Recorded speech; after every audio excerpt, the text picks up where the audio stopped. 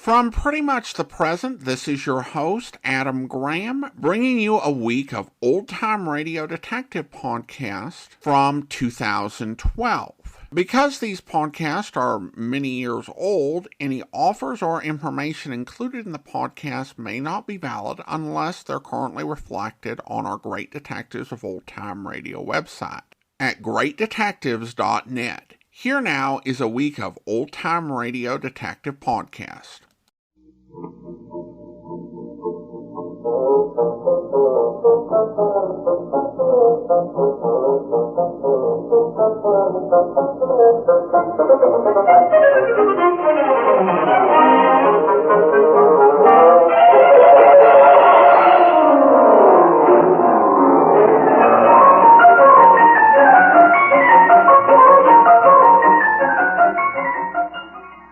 Welcome to the Great Detectives of Old Time Radio from Boise, Idaho. This is your host, Adam Graham. If you have a comment, email it to me, box13 at greatdetectives.net. Be sure to cast your vote for the show every month on Podcast Alley, podcastalley.greatdetectives.net, and give us a call, 208-991-4783. Today's episode of the Great Detectives of Old Time Radio is brought to you by the financial support of our listeners. Thank you so much for your support. And I want to especially thank Ralph today, who actually mailed me a tip, very much appreciated. And I'm going to look for his email address. Could not find it.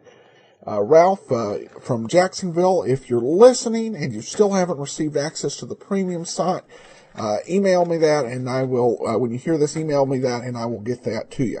And he has sent along a little bit of letter, and we'll share some of that after the show. But now it's time for today's episode of Barrie Craig, Confidential Investigator. This one is called The Embezzler.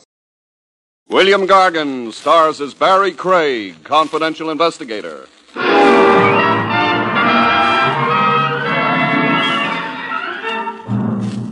Temperature affects your daily life. No question about it. A lot of people are allergic to cold, and a lot of cold stiffs are allergic to a certain overheated place.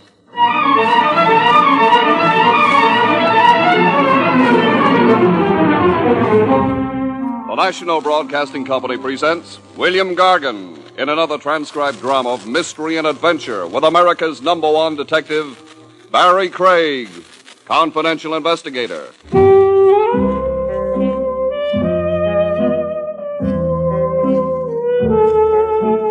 Barrie Craig speaking.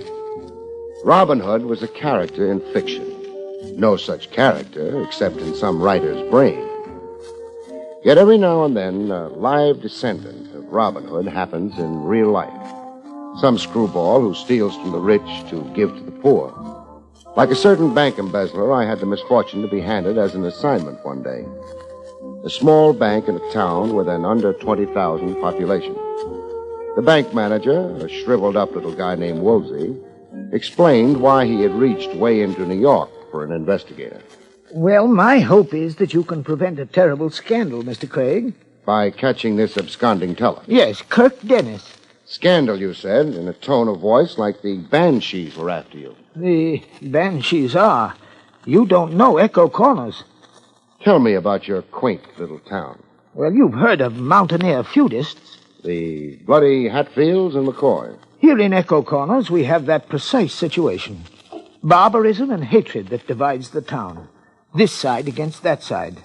On election day, we have the state militia to prevent feelings boiling over. Civil disorder. News of the embezzlement gets out, I'll be crucified. But a theft happens in the best of towns. Yes, but the blame is mine for Dennis' flight with bank money.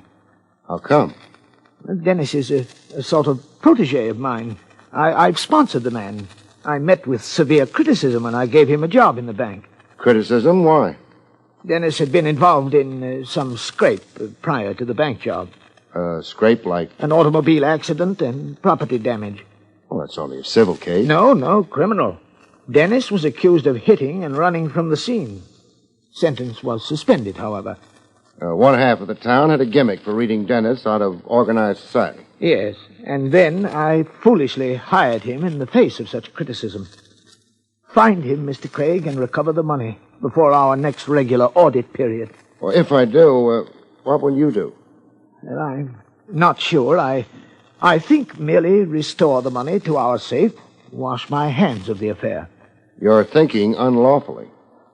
I'm confused and frankly terrified. My life is in this bank. I came to it as a youth. And then my sensitive status in Echo Corners, I'm a town committeeman. And too, my family, my boy in college. Okay, let's just say you're right now confused. If I catch Dennis and recover the loot, you can then take a calmer view of your plans, your responsibilities. Yes, you're an understanding man, Mr. Craig. Well, give me the facts on Dennis. His background, cronies, family here in Echo Corners, if any. How much was stolen, his habits, stuff I can work with.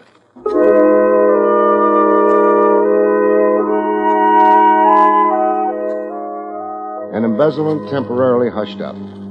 Woolsey had his executive neck way out.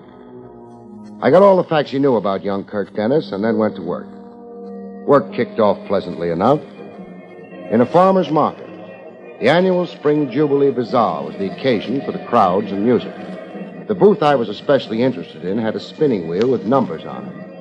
You placed your dime bet, and the chances on the big wheel were 39-1 that you couldn't possibly win. All right, folks, place your bets. A selection of $5 in merchandise awaits the lucky winner. Look the shelves over and pick your prizes. Place your bets. The doll hustling bets was Jenny Smith. She'd been wild about the vanished embezzler and vice versa. Last call before the wheel spins. I got my dime down on number 13. And here she spins. And it's number 13. Whose dime is on 13? That's mine, miss. Okay, you win $5 worth of merchandise, mister. What's your selection? Anything on the shelves, this is? The lower shelf. Oh. All right, I'll take that gooseberry pie. That's $1 worth. What else? $4 worth of your time. Oh, a fresh guy, hmm? No, an investigator. Lean close. I'll whisper something in your shell-like ear. Kirk Dennis. Kirk. Keep it a whisper if you still care about the guy. Meet you where? My car's parked on the north lot. It has a fare banner attached to the aerial. You'll recognize it. We can talk sitting in my car. Talk and eat. I've been years pining for a homemade gooseberry pie.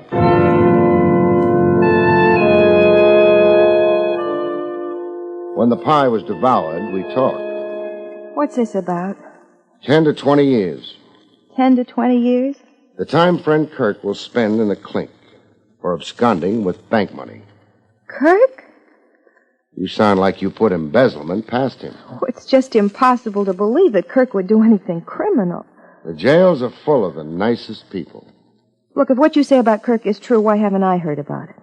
Confidentially, it's not yet been broadcast. It's top secret. Kirk can help himself. Reappear with the money. Mitigate his crime. Are you trying to contact Kirk through me? If you know where he is. Well, I don't. Well, you two kept company. We dated. Does that make me an accomplice? Of course not. You're only a corn-fed country girl with nothing in your head but the purest thoughts. You never pined for big city lights, spangled evening gowns, mink, and all that sinful stuff. It never enters your head. Hardly ever. Thanks for frankness. Have you any idea where Kirk might go? No. Any place he dreamed of shoving off to? Dreamed? A wish you might have heard him make, especially when Echo Corners got him down and cramped his style. You know, idle talk, the fantasies people go in for. Oh, sure. Madagascar, Hong Kong, the South Pole. Kirk always talked like a frustrated adventurer. He only read travel books and railroad timetables. Are you really going to all those places in search of Kirk? Detectives sometimes make tracks, but I'll try it right here in Echo Corners before renewing my visa. Now, if Kirk Dennis gets in touch with you, will you contact me at once? For Kirk's sake, Jenny. Where are you staying? The Blue Moon Inn. I still find it incredible that Kirk stole bank money. Local boy makes good. The next fellow in my checklist found me before I found him. On South Main Street as I was strolling by. He came tearing out of a barber shop with lather still caked on one cheek. Hold on there, stranger. You're just the man I want to see. My hunch is you're just the man I want to see. You answer the description given to me. The description. Flap ears, a bald dome, and a big mouth. C. Samson Kovacs is the name. Then you're it. And you're some adult painted shoe-fly cop flown in from the east, I'm privately informed. Keep bellowing, you'll blow a gasket. Do we continue this interview right smack on Main Street? Come back of the firehouse and walk in front of me. I never turn my back to a stranger. I learned that reading about the Texas Rangers.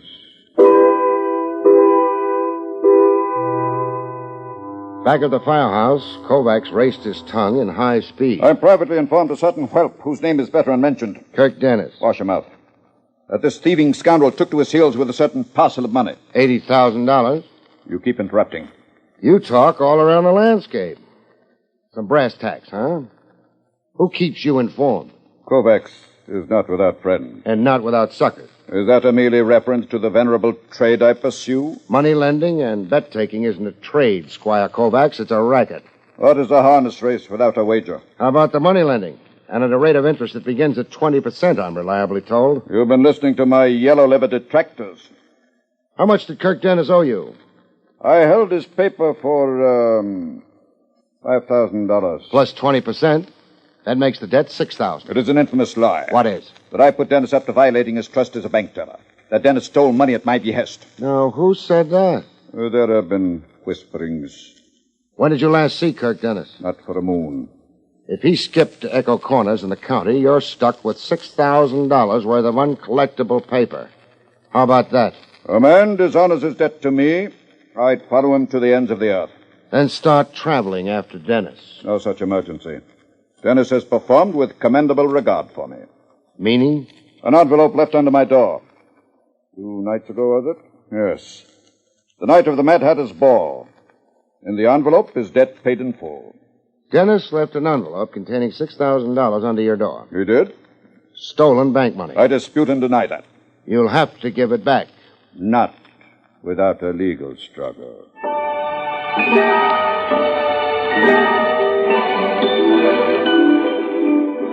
It only went to prove the big cities had no monopoly on shopsters. The next item on my checklist into a missing bank teller's personality and background was Kirk Dennis's uncle. Named, interestingly enough, Moses Crooker. I got there at dusk, to the tune of barking hounds anxious to improve their bite on strangers, bums, and detectives. My information was that Dennis had lived with his uncle. Yes? Moses Crooker? Ask me. My name's Barrie Craig. All right if I visit a while? Welcome, man. So was out for a weary traveler. Huh. Sweet music to my ears. What's that? So far, I haven't found Echo Corners too hospitable. Well, there are those that are and those that ain't. Come in and sit. Yeah, I'm glad you thought to stop. I've been aching for company all day. You have? Just busting to talk to somebody. Am I mistaken, or are you bubbling over with happiness? Ain't never been happier. Not since the cow had triplets. 2 things get a man bouncing that high. One's romance. Oh, it ain't that. Since the Pellagra got Emmy, it ain't never been that. The other thing's money. You came into money. I better not be answering that. I hit the nail, huh? You know, I ain't sure I like your prying. But you invited me in to talk. You were busting to talk, you said. Yeah, but I don't like anybody taking the words out of my mouth. Oh, I'm sorry. I jumped the gun. Well, if you're going to do your own talking... Yeah, I must tell you, blow up from the compression. You see this? A tin can. A can for the lard back in my grandfather's time. Well, what about it? What do you see on it? See? Well, rust, for one thing. The rust of years. And dirt caked all over it. Where's it been? Buried. Where I turned up a patch this morning to see the corn. Buried, and you dug it up. Buried where it's been long before I was born. An old tin can for lard, but it's a pot of gold. Buried treasure, and you're the lucky finder. In my hour of need, the good Lord saw fit. Can I get a squint into the contents of the can? You can, so you can see what I saw. And, so I'll know I ain't been dreaming. Well, what do you see? Money in bills. The cans packed with money. $5,000, I counted. You dug it up, you said. Out in the corn patch. I've got a little shock for you, Crooker. A shock? The can's older than sin, all right. As antique as your memory of your grandfather. But the money isn't. The money ain't? The money's soggy and soiled a little, but it's comparatively new money. Look at the modern size of the bills. The 13-figure serial numbers on it. Practically fresh out of the mint. All of it. Fresh? You say? Fresh? Crooker. He'd fainted dead away. He lay on the floor like a guy who'd won the sweepstakes, only to have his horse declared disqualified after victory.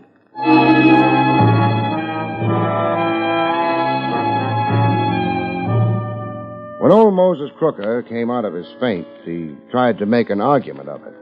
My grandfather lived right here on this same farm. A miser, people said him to be. Rich and miserly. And when he died, he left only a few pennies in this house. Now, he had his fortune somewhere. But you haven't found it. Face up to it, Crooker. Banknotes like these in the can just weren't in circulation in Grandfather's time. Well, then it's a mystifying thing. Not so mystifying. Somebody buried new money in an old can on your property. But now, does that make sense to you? Buried it here possibly for you to find. Tell me, how deep did you have to dig? Oh, maybe 18 inches. Shallow. In ground you probably turned over every spring, huh? Yeah, to seed the corn. Then you were meant to find the 5,000. Somebody who knew planting and farming procedure around here buried that can. Oh, did I mention coming in that I was a detective? No, you didn't say. A detective looking for a bank teller who took off with $80,000 in cash. Your nephew, this is. You're looking for Kirk. I am. And I'm yanking the welcome mat from under you. Get. Sure. That rifle loaded? You'll be feeling the buckshot as you go.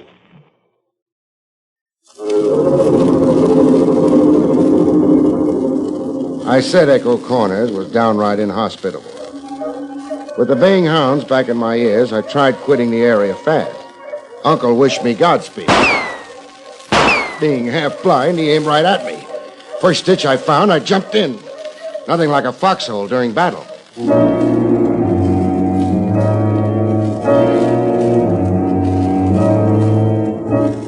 I made a progress report to my bank manager client, Woolsey, on his insistence. Well, the news can't keep much longer. The sheriff's been around talking snide. Why not let the news out and stand up to it? I'm afraid. I'll be blackened and shamed. I'll lose the bank.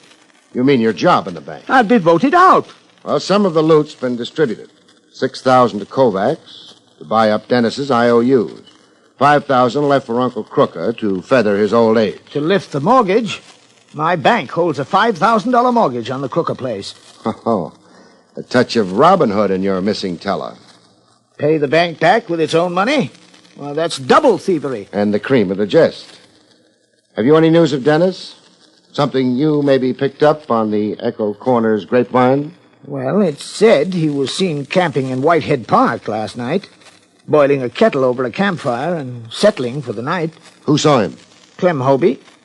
A reliable witness? No, Hobie's the town drunk. He had the farmers chasing a four-legged ghost 2 months ago. A whack then, huh? Whitehead Park. Is it just a park? Woods and thickets and swampland. 4 miles of it, north and east to the county line. Man could hide there without anybody the wiser. I see. Well, cheerio. Look, Craig, I'm relying on you to save me from being dishonored and persecuted. Tall order, but I'm out punching.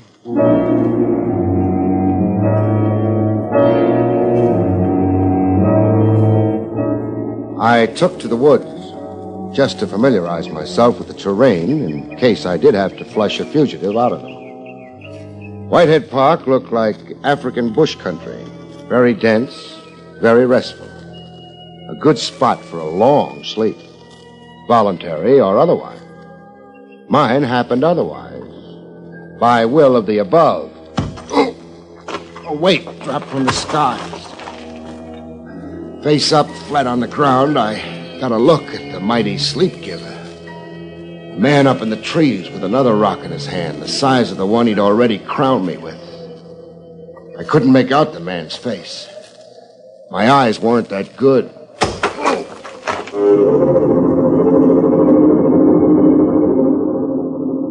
Go to sleep in the woods. You never know where you'll wake up. When I looked my new surroundings over, my first guess was that I was in jail. But your eyes play tricks for a while after you've been beamed. So I took a second look. Same conclusion. I was still in jail. Able to talk now, stranger? I'll check. Dabba, dabba, dabba, dabba. Yeah. I can talk fine. You're under arrest. I've noted same. If I read your badge correctly. I'm the sheriff here in Corners. And the charge against me?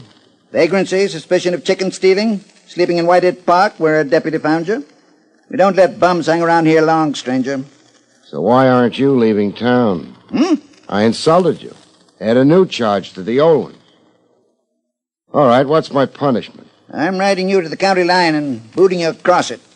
What if I cross back on that county line? You could walk into a shooting. But if I'm not a vagrant? I say you are. With $400 cash in my wallet? Yeah, I'll show you. Say. Something wrong? My wallet's been lifted. You're claiming you were robbed? I'm claiming maybe you took it. You're accusing the sheriff of stealing. Let's just say confiscated it. So you could declare me a vagrant and boot me out of Echo Corners. That's funny talk. You know who I am and why I'm here.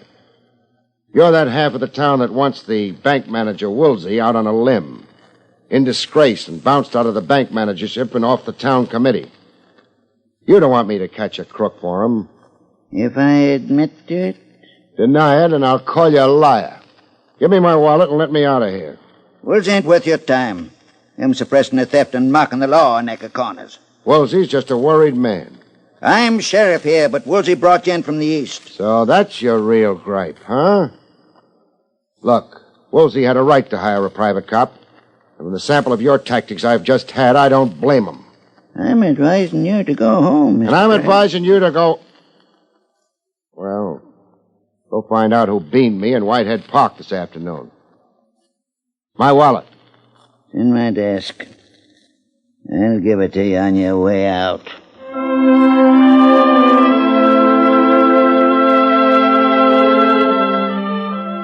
Dennis's girl, Jenny, tried mighty hard to be elusive. I spent half a day looking for her. And I found her where you'd never expect a corn-fed doll with a big city glare in her eyes to be. Home, washing dishes yet. My brother Will had a birthday party. Now you're doing the dishes. I'm a slave. I dream of breaking a lot of them. Obey that impulse. I will. Can't break more than one. My people can't afford it. I like family solidarity. But I can break Will's head, the slob making me clean up after him. I just love family solidarity. You're sappy. Talk to me about Amour. I got nothing to say about Kirk. Then I have something to tell you. What? Since we last spoke, you've gotten money from Kirk. What? Money? You're crazy. Analytical. It figures Kirk also got money to you. He got money to a creditor, to his dear uncle. Why would his generosity of spirit stop at you? You, the girl he loved. Come on, Jenny. Except stolen money, the only change of scene you'll ever get is the big house for delinquent ladies. You don't know Kirk actually stole from the bank. It seems fairly certain. $80,000 is missing. Well, still you don't know Kirk had anything. How much did Kirk get to you? $2,000. The note said for me to buy a wardrobe and a valise. A valise? To travel where with? The note didn't say. I was to wait for another note. How was the note and the money gotten to you? Left in my mailbox. Look, Kirk could have given me that $2,000 from his own savings. Useless to wriggle, Jenny. Kirk didn't have any savings. He was in hock for $5,000 to a moneylender. Sorry, doll. You'll have to disgorge. I loathe, detest, and despise you. Now, Jenny, listen carefully. It figures Kirk will be in touch with you again. He'll give you your travel plans and destination. Where to join him with that new valise. I want to know what his message is, the minute you get it. I'm not sure I'll let you know. For Kirk's own sake, protect him from himself. You will, Jenny. You're at heart a corn-fed girl raised on Sunday meetings and the Ten Commandments. You'll put temptation behind you. I'm gonna break another dish.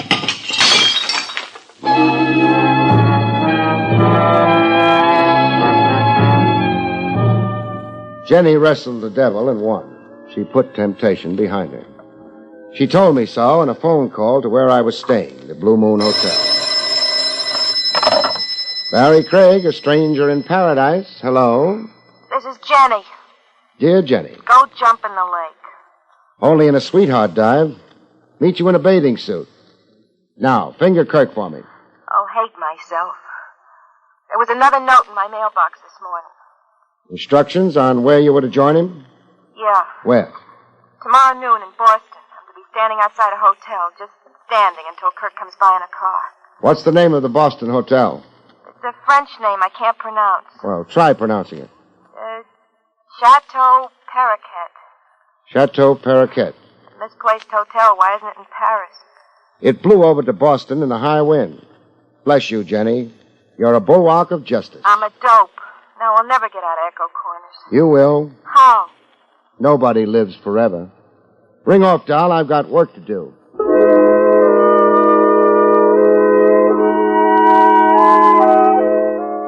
Do handsprings and pull rabbits out of hats. Some clients aren't satisfied. They insist it's a lousy show, as my client did. Why, you let Kirk Dennis escape Echo Corners. Did you expect me to police the whole county? But your methods have been self-defeating. Just how, Woolsey? Your liaison with Jenny, the one real contact to Kirk. You handled it abominably. Your beef being? Only Jenny could have led you to Kirk, given enough rope, lulled into a sense of false security. But you were concerned with the girl's morals. You should have kept Jenny under surveillance, but never approached her. Meaning I should have let her go meet Kirk in Boston and then nabbed the pair of them? Yes, at the point of their rendezvous. Now Dennis will disappear into the world. We'll have no clue at all to his whereabouts. Would you be very surprised if I said I do have a clue to Dennis's whereabouts? You have? If I said I don't think Dennis is in Boston or anywhere but right here in Echo Corners?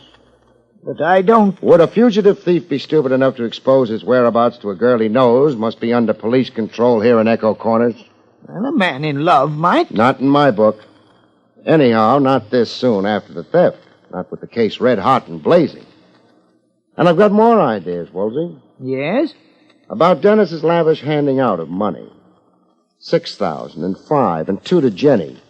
That's 13,000 out of 80 stolen. But all strictly percentage philanthropy. The crook still has 67 grand, all to himself. What did you do with that dough, Woolsey? I do with the money? Don't let's drag this out. Your crime is showing like Casey's red flannel nightshirt. You slipped notes in letterboxes. You handed dough around like Robin Hood, only to support your baloney claim that Kirk Dennis stole the money. But the net you kept is a very tidy sum. Now, Craig, think. Kirk Dennis fled. Yeah, I know. And that little disappearance gimmick is what ties the noose around your scrawny neck. When did Echo Corners have their last hanging?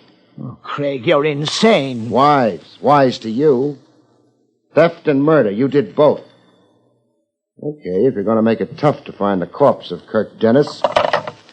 Who are you telephoning? The sheriff. He feels left out of it.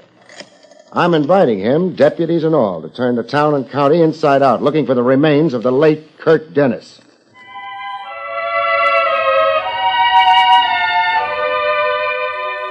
The next morning, I was out with the hounds. Friendly hounds this time, in the woods. Dear old Whitehead Park, the whole 4 miles of it. What was I doing? Helping a posse look for a stiff. Jenny was along, blubbering.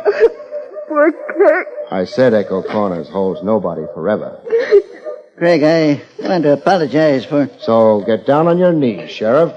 In the mud?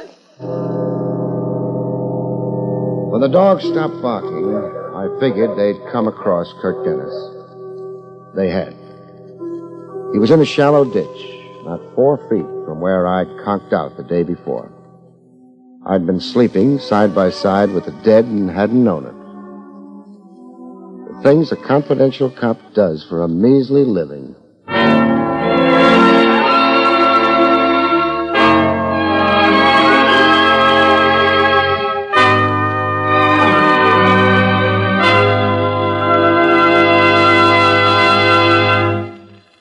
You have been listening to William Gargan in another exciting transcribed mystery drama from the adventures of Barrie Craig, confidential investigator. Tonight's story, The Embezzler, was written by John Robert. Next week, it's the strange story titled The Schemers, about which Barrie Craig has this to say. Next week, 3 adventurers in search of a bankroll find money offers no kick if they're too dead to enjoy it. Good night, folks. See you next week.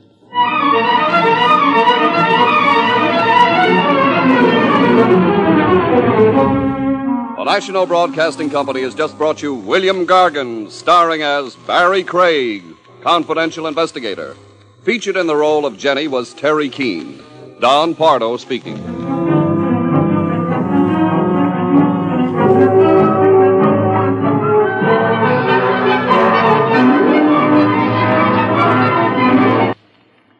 It's another exciting Dragnet adventure tonight on the NBC Radio Network.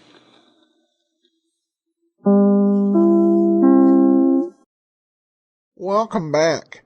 Well, I kind of had some suspicion of the client with people's reaction in the town. In one way, with Barrie Craig, they don't go for the obvious, so you have to guess what unobvious they'll go for. And you kind of get to see a little bit of Craig's ethics and his attention to doing the moral thing, not just what the client wants, and how that kind of played into the solution. Well, we turn to listener comments and feedback, and we begin with this letter from Ralph. Hope this will help just a little. As everyone else, I love and enjoy old radio shows. I get a real kick out of The Great Gildersleeve, or Miss Brooks, and My Favorite Husband. I'm 67 years old and still like The Lone Ranger, Gunsmoke, and Paladin of Have Gun Will Travel, Dragnet, and Gangbusters are so very good. One thing I noticed from Gangbusters was the wanted men descriptions were like 5'9", 145 to 150 pounds. Who do you know who weighs 150 pounds? Now, I think that people were a lot thinner back in the 1940s and 50s. Because when I listened to these shows, 180 was considered to be starting to get on the heavy side for guys, unless they were really tall. And 200, man, that was just, wow, that's heavy and big. It seems like over time, at least as far as I can tell, it seems the American populace has grown a little taller and a lot more rounder, I guess. He said, I've learned about it a lot about history during the war. Ration stamps, food shortages, rubber shortages. And definitely listening to this, because Al said he was 67, which would mean he was born just the year before the war ended. It gives you a perspective about what's going on. Perhaps the most interesting show for learning about the war through that sort of thing is the Lum and Abner radio program. It was set in the town of Pine Ridge, Arkansas. And they did their show 4 times a week. It was about 12 minutes long. But they did a lot of public service announcement things. And, there were things, save your grease. It can be used for the making of ammunition. Bring your cooking fats in. Meatless days. There was actually one episode of Lum and Abner where they collected binoculars to send to the Navy. And I remember another show that was sponsored by Renso talking about how there were, in 1942, there were not going to be any more washing machines built for the duration. I mean, this is quite a bit of hardship. That's really puts in the perspective sacrifices that were made by civilian and warrior alike in order to secure the peace and the victory in World War II. So that is always interesting to hear. And Ralph concludes with, thanks, keep up the good work. Well, thanks so much, Ralph. Brian comments over on the site regarding my article, The 5 Best NBC Old-Time Radio Detectives. Wonderful. This and all the other articles here. I'm just discovering these great old shows, and you've really given me some great places to start. I'm glad to hear you're enjoying the articles. We post generally 1 to 2 of those a week over at greatdetectives.net. On the weekends, Friday and Saturday, you can also subscribe and have them automatically delivered to your Kindle. Javier writes in, says, I regularly listen to Great Detectives, but I had a question about your Superman and Dragnet podcast. Are they a continuous storyline that I have to listen to from the beginning, or can I join without feeling that I miss most of the story? I've been thinking of subscribing, but what is putting me off is having to play catch-up with the 1,000,000 or so episodes you must have uploaded already. The question regarding the Dragnet, you can listen along at any time. With the exception of about 6 episodes that were 2-parters, each episode is completely self-contained. I have had quite a few people who've gone back from the beginning and have listened to all the 200-plus episodes we've done already on Dragnet just to get caught up. With Superman, we're about 420 episodes in, but you really, our current storyline, we're up to there'd be about part 13 by the time this airs, of the Looking for Kryptonite series. And so if you could just probably download all 13 episodes in the current serial and get caught up. It's not too hard. Each episode is only like 12 or 14 minutes in length. And then he asked, in talking of podcasts, can you recommend a good sci-fi podcast? The answer is not really. If you, in terms of old-time radio, if you do a search for old-time radio science fiction, you'll find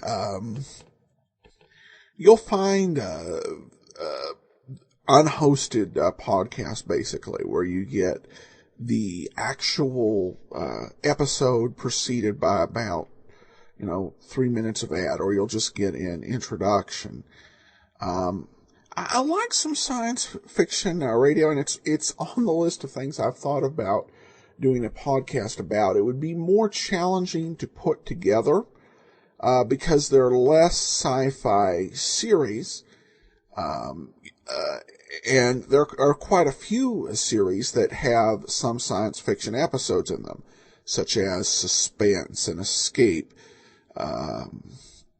and the Lux Radio Theater, and the big sci-fi series.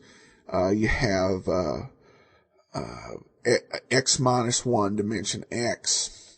So it would definitely be a challenge, and I'm not aware of anyone who has risen to it, kind of to the degree of providing a hosted podcast. If anyone out there is aware, let me know, and I'll pass on the recommendation to Javier and to the rest of our listeners as well. All right, well, that will actually do it for us for today.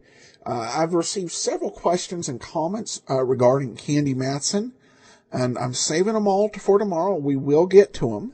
Join us tomorrow for that, and then join us next Monday for another episode of Barrie Craig Confidential Investigator. Well, this episode of the Great Detectives of Old Time Radio is brought to you by the support of our listeners, and I want to especially thank Christine, who sends along a donation and will be sending along access to our premium site. Thank you so much for your support, Christine. Well, we're going to bring you something very different in the world of radio. If you grew up in the era of television, particularly the 80s and 90s, long-running shows would take a last bow.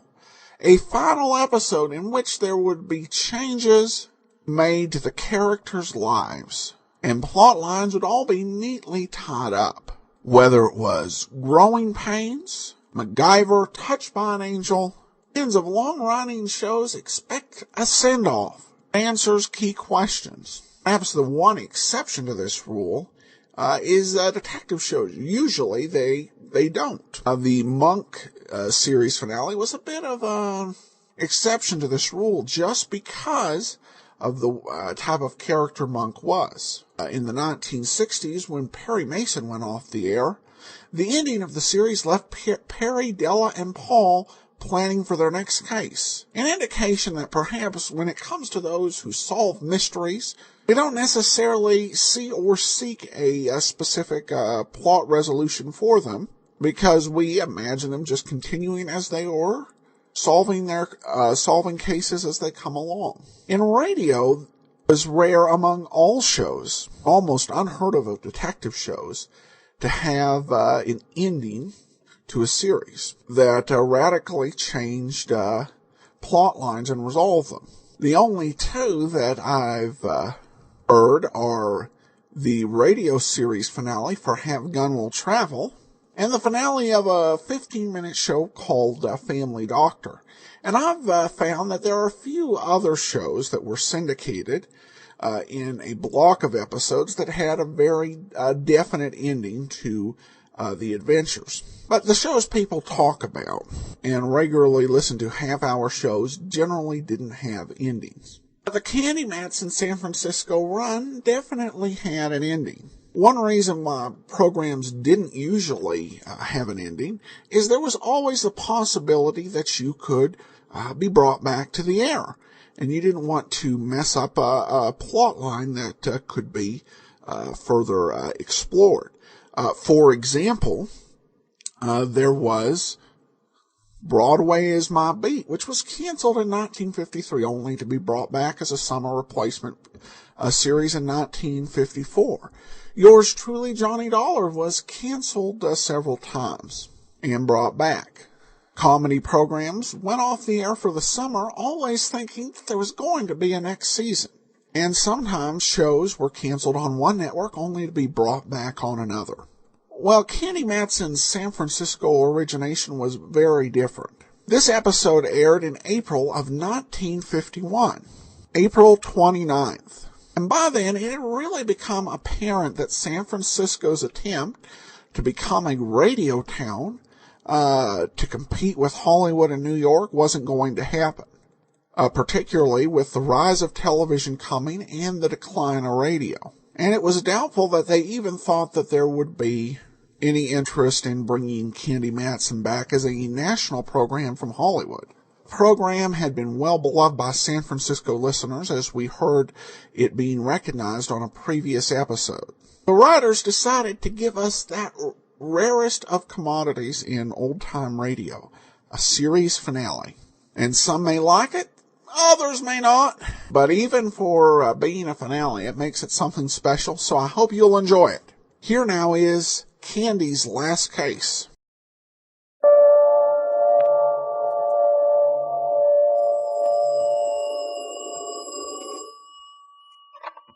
Hello, Yukon 28209.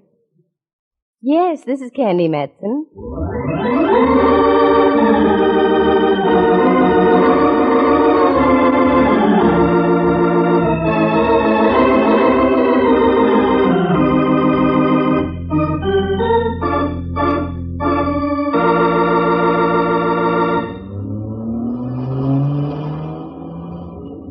You declare, Candy, this is a madder dash than the one made by Paul Revere.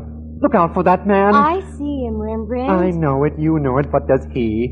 What's the reason for this wild scramble, girl? I started to explain, Ducky. Look at that car up ahead about a block. Yes, it's a police car. That's right. And do you know who's driving? Lieutenant Ray Mallard, that's whom. Oh, Mallard's driving. There's no reason to get yourself such a snitch. I imagine the lad's driven before. I'm not worried about the mechanical aspects of placing a car in motion and guiding it to a predetermined terminal. It's the reason behind it that bothers me. You said reason being what? I don't know what the reason is, and that's the rub. For days, Mallard's been avoiding me like the plague. I call him on the phone, all I get are muffled sentences. Nothing makes sense. Last night I waited in front of the Hall of Justice and followed him when he left. And where did he lead you, dear? Into a pool room or some such thing? No, pool room I wouldn't have minded. I shoot a pretty good stick of snooker, you know. That's beside the point, Candy. Come now, concentrate. Where did Mallard lead you? To a small hotel on Ellis Street. He met a man in the lobby who was wearing dark glasses. They huddled in a corner and talked for a while. Then Mallard left. I didn't duck back fast enough, and Mallard saw me.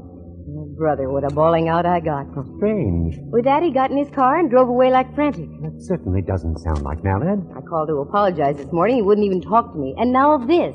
He never drives a squad car unless it's absolutely necessary. Now you've got me curious. Something must be up. You're darn tootin', and I want in on it. Yes. Who does Mallard think he is, keeping things from us like this? Oh, he's stopping. I better hold it up right here. He's getting out, Candy. So I see. Look, he's waving up at the middle flat. Do you see anyone in the window up there, Ducky? Yes, a man. I can't quite make out his features, though. Yes, he's waving back. What's Mallard doing now? Going up the stairs and in. How do you like that? Rather delicious, isn't it? Oh, I squirm with intrigue. Well, I squirm, too. Come on, Rembrandt, squirm out of the car. This is one time I don't mind doing a shadow job strictly for free.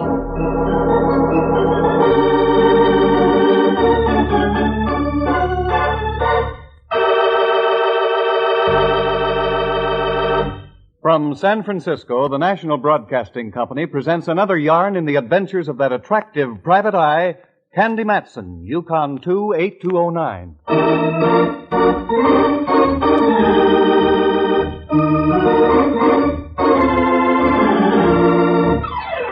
I knew there was something wrong 3 days before. Whenever I walk into Mallard's office in the Hall of Justice, where he lieutenants for the San Francisco homicide, and all I get out of the big guy is an ugh, something's foul in Dixie. You can play that in any key you like. And the ughs kept up, mentally and verbally. Add that situation with Mallard's mysterious friend in the dark glasses, and you've got something. Especially when Lieutenant Boy stops off at an old flat, waves to a gent, the gent waves back, and Mallard goes inside. Now we're all tidy and up to date. We waited for about 20 minutes outside by my car. 2 or 3 other people came and went. Finally, Mallard came out, carrying a very small box in his hand. He put it inside his coat pocket. The bulge wouldn't show any more than usual. That's where he keeps his police gun. Then he got in his car and drove off. Rembrandt and I immediately went to work. Object? A social call on our unknown friend in the second-floor window. I must say, Candy, this is most mystifying. That it is, Lucky. In all the years I've known Mallard, I've never seen him act like this before. What are we up to now, Dal? We're going to take a look at the guy Mallard went to see. Find out what he looks like. Sort of a racket he's in. Supposing Mallard hears about it, won't you be even further into the doghouse? Indubitably faithful old friend. Well, that's the chance I'll have to take. Here we are. Little flat. This must be one of those babies built before the fire and the quake. Yes, all 1906 conveniences, including a door knocker. Well, give it a blast, Ducky. What do you say? This sort of place gives me a galloping case of depression. Yeah, I know what you mean. All the ghosts of the past that century. Try it again, Rembrandt. Any harder, and the building will slide off its foundation.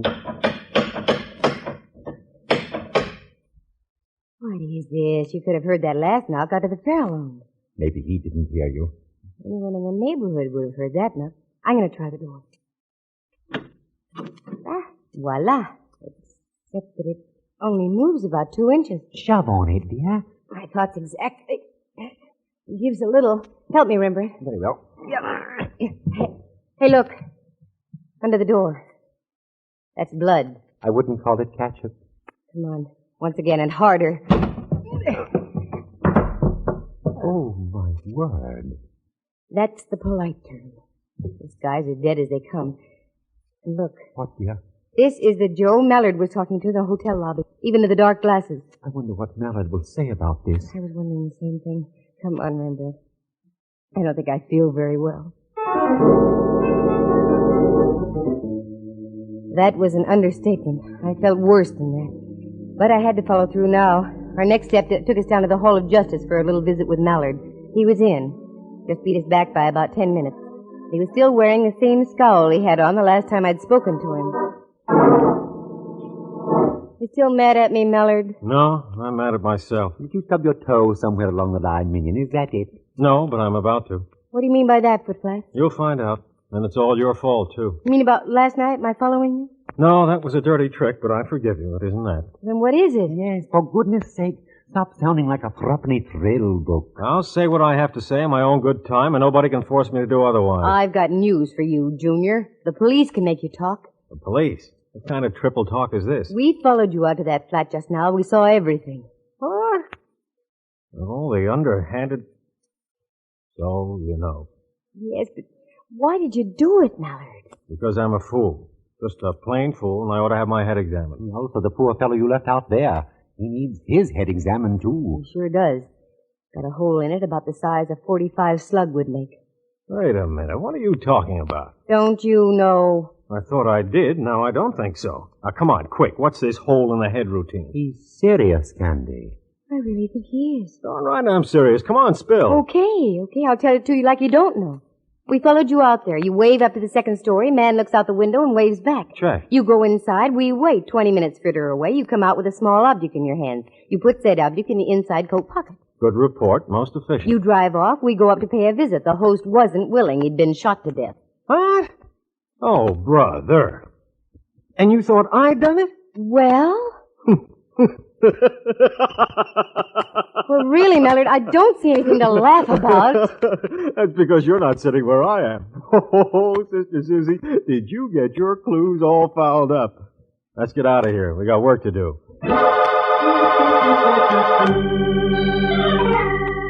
My mental reflexes climbed on a merry-go-round and whirled gaily for several moments. I was really confused. I didn't have time to do much about it because Mallard whisked us back to the flat. An hour later, the joint had been carefully gone over, photographed, and the body of the poor guy removed to the coroner's office for an autopsy report. It didn't take long to find out that I was right. It had been a .45 that did the dirty work. Rembrandt had to leave, so I went back with Mallard to his office. Still think I had something to do with this thing, Cupcake? Oh, in my heart of hearts, no. But of course not. But, jeepers, look at the facts, Mallard.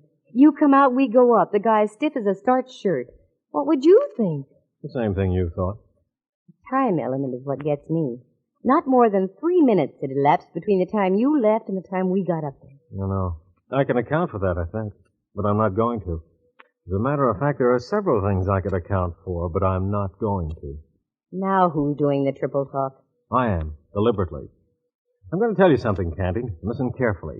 You're a cute little old snoop. You've snooped your way into the middle of this thing, and I'm going to toss it right into your lap and let you snoop your way out. And when you come up with the right answers, you're going to get the shock of your life. I am he. I think so. At least it was quite a shock to me. You mean you've got the solution to this deal already? Part of it. You're much smarter, Footflat, than I thought you were. I don't know who killed the guy, if that's what you mean. I take it back, then. And now you really got me all topsy-turvy. No, this is working out even better than I thought it would. Okay, Tootsie, you've got the ball. It's all yours. Take it from here. You mean you actually want me to help you on this deal? Sure. Who knows? You might come up with something. Now beat it, will you? I gotta find me a killer. I was so puzzled by then that I wanted to rap the guy over his head. I fought off the impulse and left. If he gave me carte blanche on the killing, I was going to take advantage of it, if for no other reason than to prove I was right and Mallard wasn't the joker who did it. There's only one place to start, back at the flat where the guy had been done in. The cops had gone, so I did some question work. The landlady lived in the flat below. No, she didn't know the man. A gal named Jennifer Shirley had leased the middle flat for the past 5 years. I swung a deal with the landlady, got the key to same, not the landlady, the flat, and moved in. I had a good night's sleep and waited all the next day. Nothing. The odd thing about the deal was the fact that the cops hadn't been back. They usually return for a double check. So the next night I hit the sack again. About midnight, my dreams of a vine-covered cottage in the country with Mallard were rudely shattered by a sound. The sound of a key in the lock of the door.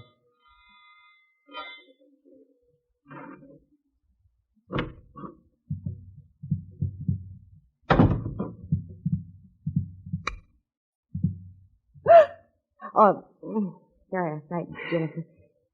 Take it easy. Everything will be okay. Who are you? Oh, I'm coming to that. Excuse me. You are Jennifer Shirley, I think. That's right. Excuse my nightie.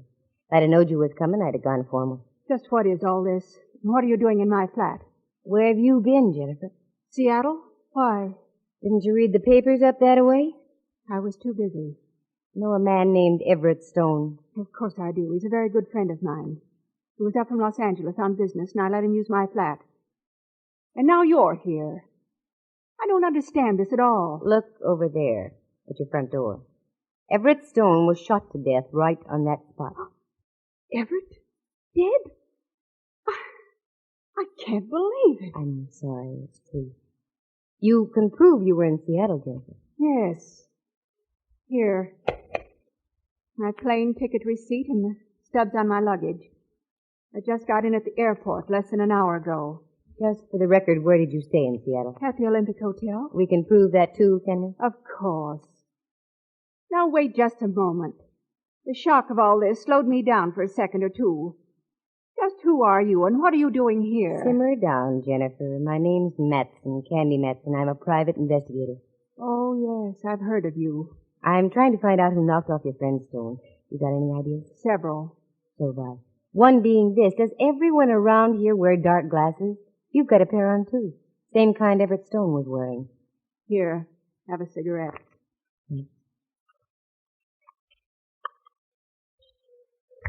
Got something you want to tell, Jennifer? Yes, I do. The dark glasses are standard equipment for the type of work we're in. And what would that be? We're gem dealers, precious stones. Whenever we have a valuable piece of property in our possession, we're required by bond to wear these dark glasses. A disguise, so to speak? That's right. When Everett arrived from Los Angeles, he had with him the Cape Hatteras diamond. You've heard of it? Who has?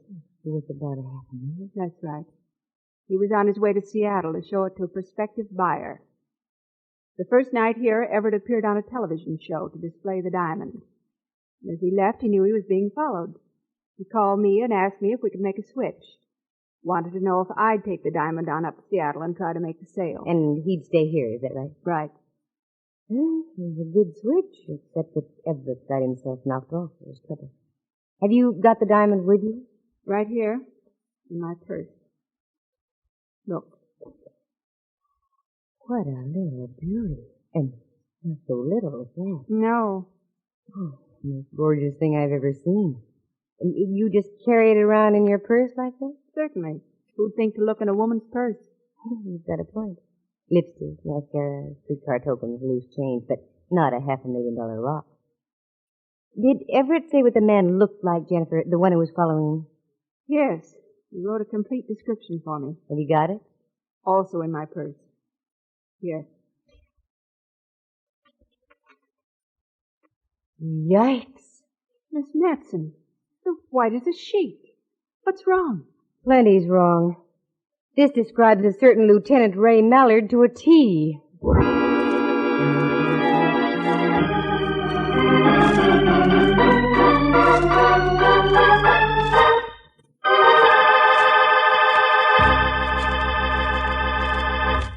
From San Francisco, you are listening to a National Broadcasting Company presentation, Candy Matson, Yukon 28209.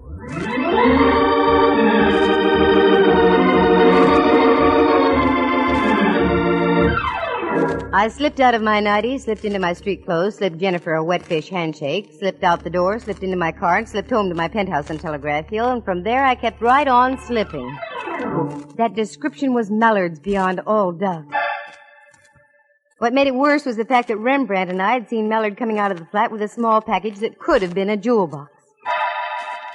I didn't sleep much that night, and that's for sure. In the morning, I put myself together as best I could and once again made the dismal journey down to the Hall of Justice and into Mallard's office. How you doing, Cupcake? Not too well. I have some rather unpleasant news. Such as like what? Mallard Everett Stone was a gem broker. Good for you. You've got clue number one. You knew that? Don't be ridiculous, Candy. That came out of McGuffey's reader. Number two.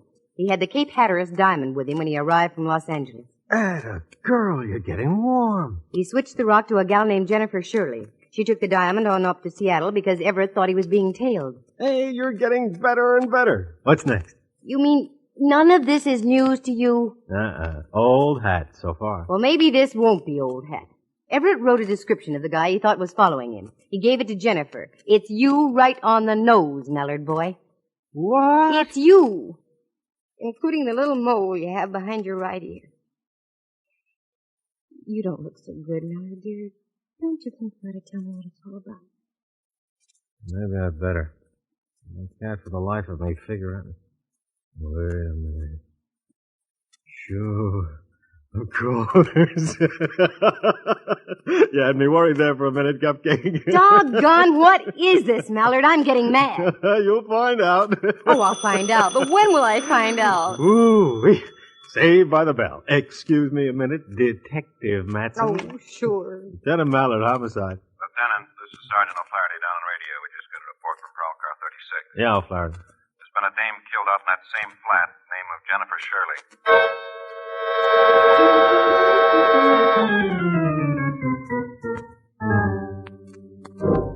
It was then I knew that Mallard was really in the clear. The phone dropped out of his hands and he looked as if he'd been slugged with a belaying pin. Mallard had work to do, so I left. Only this time I didn't go back to the flat. I have, tenderloin connections.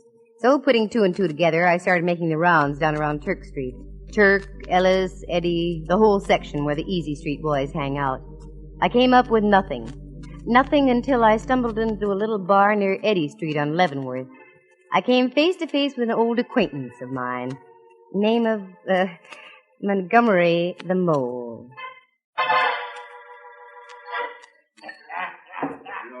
Well, for crying in my beer and making it salty. Look what the high tide just washed in. Hiya, Candy. Hiya, Montgomery. I ain't seen you since the night you caught up with me former pal, Willie Cloud. Oh, I'm sorry I had to do that, Montgomery. Oh, I ain't. Hanging'd be too good for that crump bum. A little second story work ain't too far out of line. I can even swallow a well-executed stick-up. But when it comes to kidnapping and murder, us honest characters draw the line. That's why I'm here, Montgomery. Yeah? There have been 2 killings in the last 4 days. The grapevine must be slipping. I don't hear nothing about no rub-outs. They've been kept quiet for a reason. Just what the reason is, I don't know. Have you heard about any of out-of-town icemen dropping in the last few days? Not a one. Now, look, here's a 20, Montgomery. That's all I've got. I'll send you 20 more first thing in the morning. Is your memory improving? Ooh, just like I never lost it.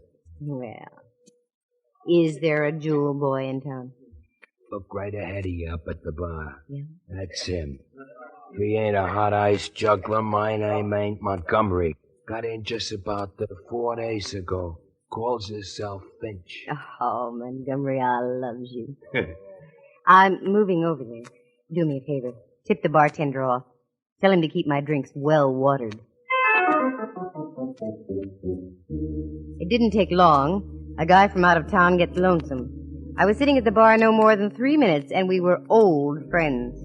He kept the drinks coming, and by closing time, he really had a snootful. He offered to drive me home, and naturally, I accepted. We got out on the sidewalk, and suddenly he darted back into the tavern. When he returned, he was carrying something in a paper bag. We found his car and climbed in.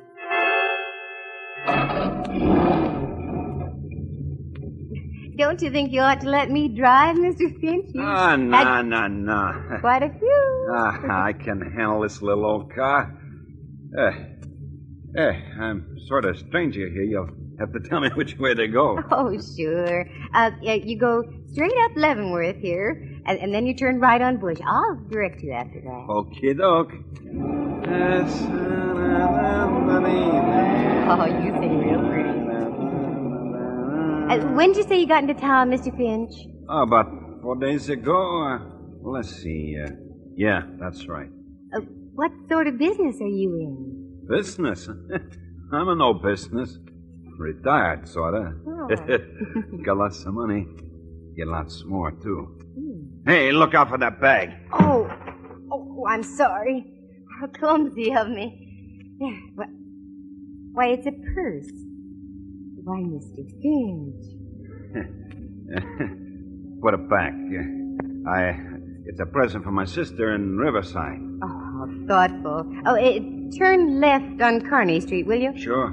Then when you get to Washington, turn right 1 block to Montgomery Street. It's right on the corner. Would you care to come up for a nightcap, Mr. Flynn? Hey, now, that sounds like a very good idea. Sure. Nightcap. Yeah.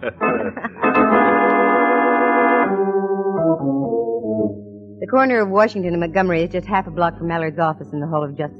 With any luck, I could do a bloodless turnover to Lieutenant Boy. I reached down by my side, got my .32 out of my purse, and held it under my coat. We arrived at our destination, and Finch helped me get out of the car. There was only one pale light to illuminate the street, which was just what I wanted. Ah, there you are. You go ahead a little way, Mr. Finch. There seems to be something wrong with one of my heels. Oh, sure. Oh.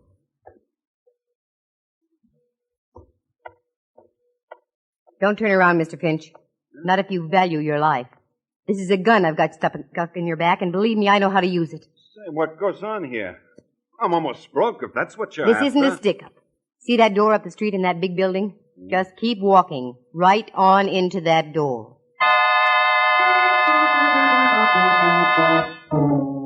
He started walking, and I hung back a few paces. I didn't want to lose this baby. He was too good. Because that purse he had in the paper bag was the one owned by Jennifer Shirley. I'd never be able to forget that purse. It contained the Cape Hatteras diamond. I marched him into Mallard's office, and Mallard was in. I gave him the full scoop, and in less than half an hour, we had one sad Finch behind locked bars with the promise of a full written confession of 2 killings and 1 diamond theft. I had never seen anything fall into place so easily. A few minutes after we returned to Mallard's office from putting Finch into his ungilded cage, there was a knock on Mallard's door.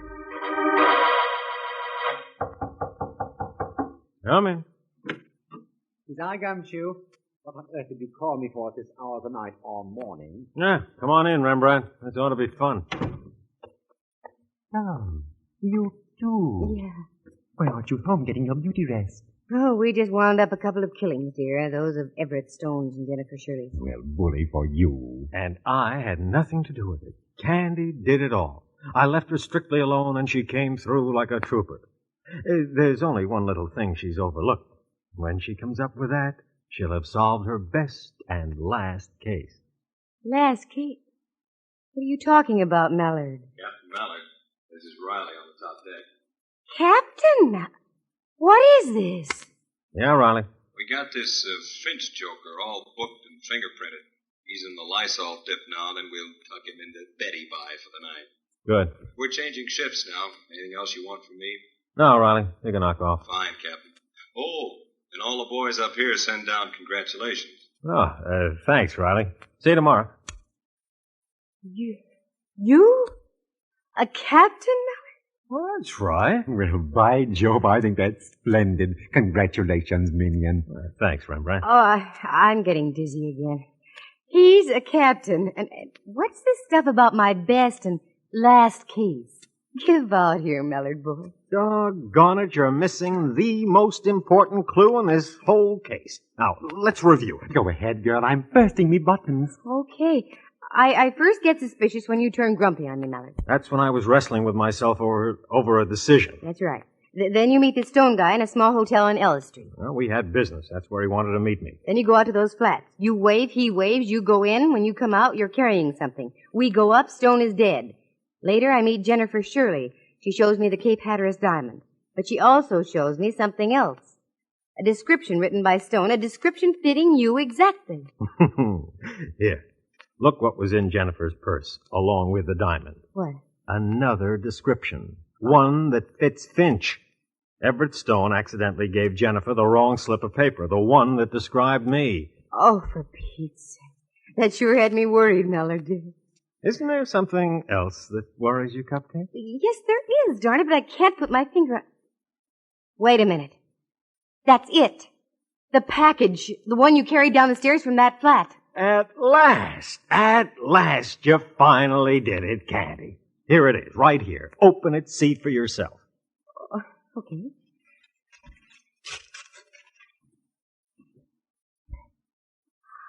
Well, it's beautiful. What a lovely ring. Did you steal this from Everett Stone? Sure did. The price he gave me made it a first-class deal. Why don't you try it on? Ooh, I'd love to. Oh, I don't think you're putting it on the right finger, Candy. Which finger do you mean? Third finger, left hand. Oh, you don't mean that. Mallard, tell me. I want you to be my wife, Candy, dear.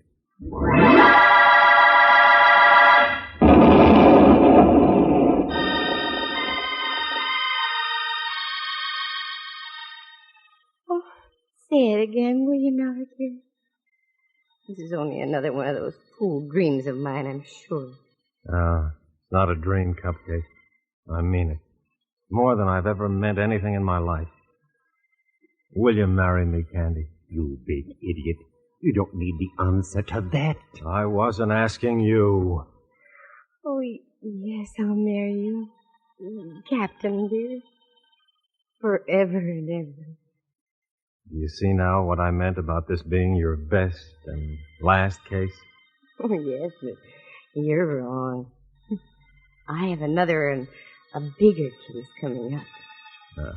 What's that, you little monkey? Just trying to be an awfully good wife to you. My word. I was wondering. What, Rembrandt? When you're married, how shall I address you? Oh, that's easy. Just Mrs. Captain Mallard. Why, I won't even have to change my initials.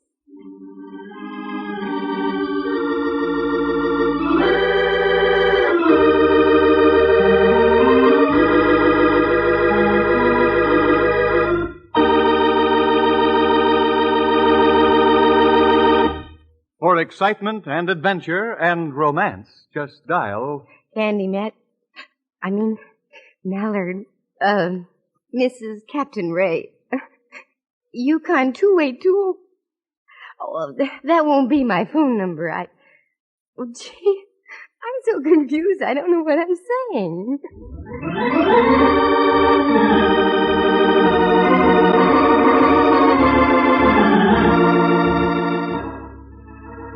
Heard on the program were Jerry Walter as Montgomery the Mole, John Grover as Finch, and Helen Klebe as Jennifer Shirley.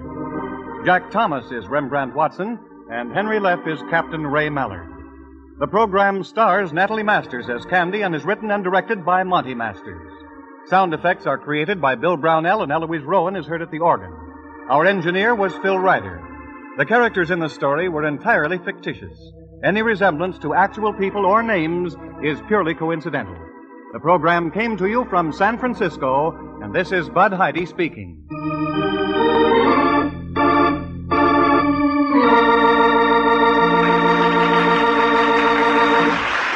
This is NBC, the national broadcasting company.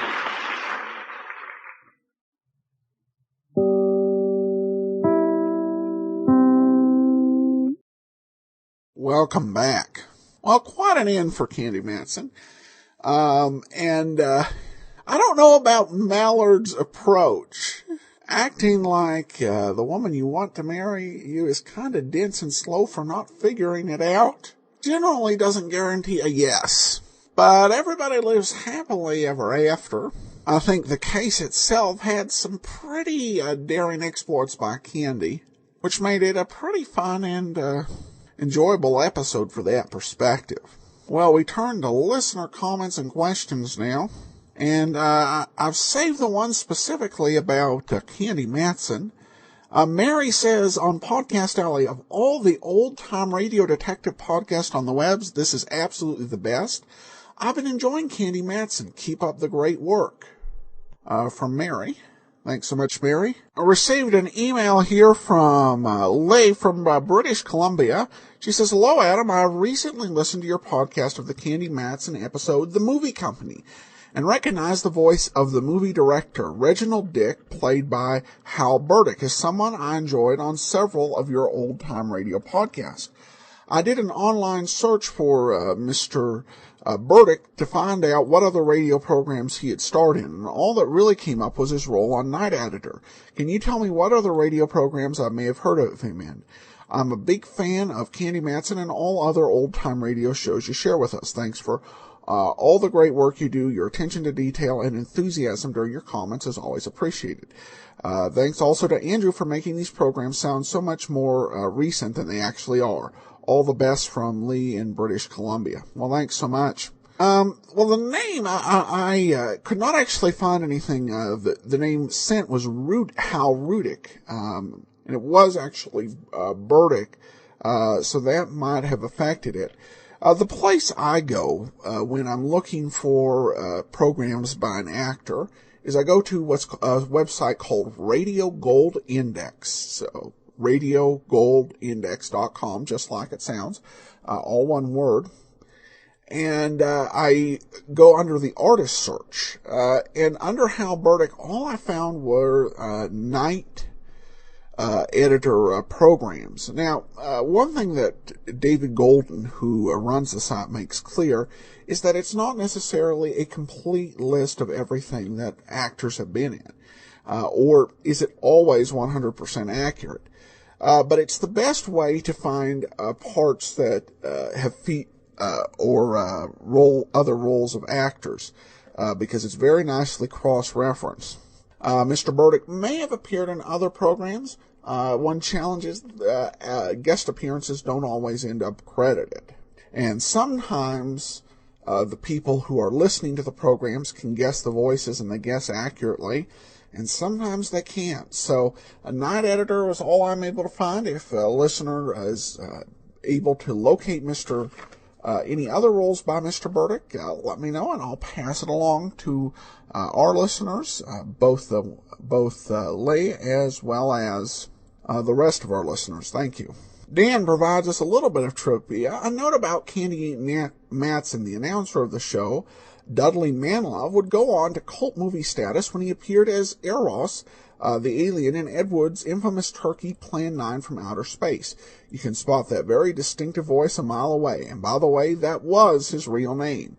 Well, thanks so much. And the Digital Deli's definitive Candy Matson page actually does have a picture of Dudley Manlove in character in Plan 9 from Outer Space. I should note that while it doesn't appear that they expected the show to be looked at for national revival, Candy Matson, there was a look at the idea of doing a Hollywood version. And so Natalie Masters returned to star and with a new cast, and we will tell you about that pilot episode next week, and that will wrap up our review of the Candy Matson program. Well, this episode of The Great Detectives of Old Time Radio is brought to you by the support of our listeners. Thank you so much for all of your support. Well, today's episode of Let George Do It is called The House That Jack Built. For those of you who have our premium site, Bob Bailey, a couple years after this episode, starred in an episode of Stars Over Hollywood with the title The House That Built Jack. So that will be our extra for today, is The House That Built Jack. But now, for everyone, let's take a listen to The House That Jack Built. Personal notice. Danger's my stock and trade. If the job's too tough for you to handle, you got a job for me, George Valentine. Write full details.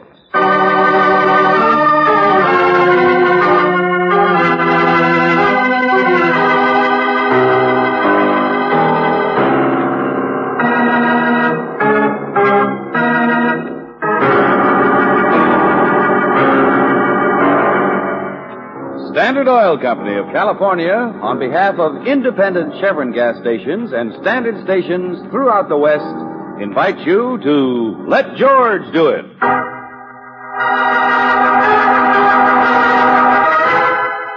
The House That Jack Built, another adventure of George Valentine.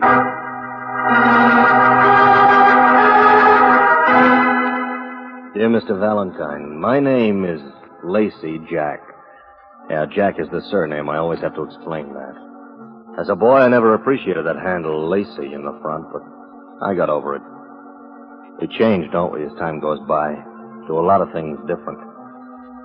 Mr. Valentine, for the first time in my life, I'm going to be really different and ask for help. I need you tonight. If you'll meet me at the club casino at 11 o'clock, you and Miss Brooks, I'll explain to you what it is. The man likes to just sit and look, Brooksy. What's the matter? Take you half an hour to size people up? No. We don't even really know who you are. No, I know you don't. Mother died when I was 7 or 8. She was a mess, but can you imagine anybody, even on 5 cents a bucket beer, hanging a name like Lacey on a board? Friend, it's a nice nightclub, but let's get Hold down it, will you? Excuse me, this is it here. What? The girl, the singer. What about her, Mr. Jack? What do you think? I was alone. Nice looking. You don't mind a few extra circles under the eyes? He's fattening up, is all. Oh, brother, I give up. Come on, Brooksy, let's drink the champagne. What do you think about the way she sings? You want my opinion? She's been around a lot. She's a little inexperienced, I guess. Oh, brother, that does it. Did you get us all the way here just to get an opinion on some little blonde you've got your eye on? I want to know, Mr. Valentine. I must know. All right, so I'll tell you. In a word, she'd be a great dressmaker's dummy. Fall for her, I don't care. Only when it comes to her singing, excuse me, but I'm afraid I don't get it. In fact, why a fancy place like this would even hire somebody who can't... George, she's not as bad as that. Just asking. I can't carry a tune in a bucket myself. I guess you're right. That's not the important part. Her name is Lila. She's my sister.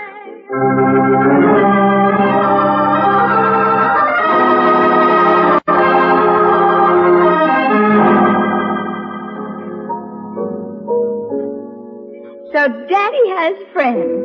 Imagine Daddy with friends. Has he drunk his champagne like a real nice friend, Miss Brooks? Lila always kids a lot. You mustn't mind her. Oh, shut up. How'd you like my applause? All people with one arm. Hi, Joe. Hey, Lila, how's it, baby? It was great, kid. You got a great talent. You got a... Hello, Joe. Oh, Lacey. I see you. Excuse me. Excuse me. Daddy's got friends, all right. Isn't my brother the most impressive, important man Take it that easy, you Lila. Mr. Valentine. that you ever met for the first time in your life? Hey, where have I seen that guy, Joe, before? It's not important. Oh, not like Daddy. So drink your champagne, stranger, and do not Waiter, ask bring me the any... bill, William. Mr. Jack, I said, You where don't have have to be a friend, Valentine. You've got a job tonight. I'm hiring you. Now we start, and that's good enough. Yes, sir. Oh, here. Take it out of this. Oh, no, Mr. Jack. Compliments of the house. I'm sure the owner wouldn't want me to give you a bill. Go on. I don't want anything free. Now take it. Oh, no, indeed. No, sir. Really. Compliments of the house. George, no wonder I keep my job. Well, you coming, Valentine, Miss Brooks? Yes, we're coming. Don't wave that money at me yet. But at least you've hired my curiosity. We're all going home to our place. Mr. Valentine and Miss Brooks are going to stay with you tonight, Lila, so come on. What? Why? What are you going to do? Now, please, Lila, do what I say. Just tonight. I'm sorry. I'm coming. Whatever you say, Lacey.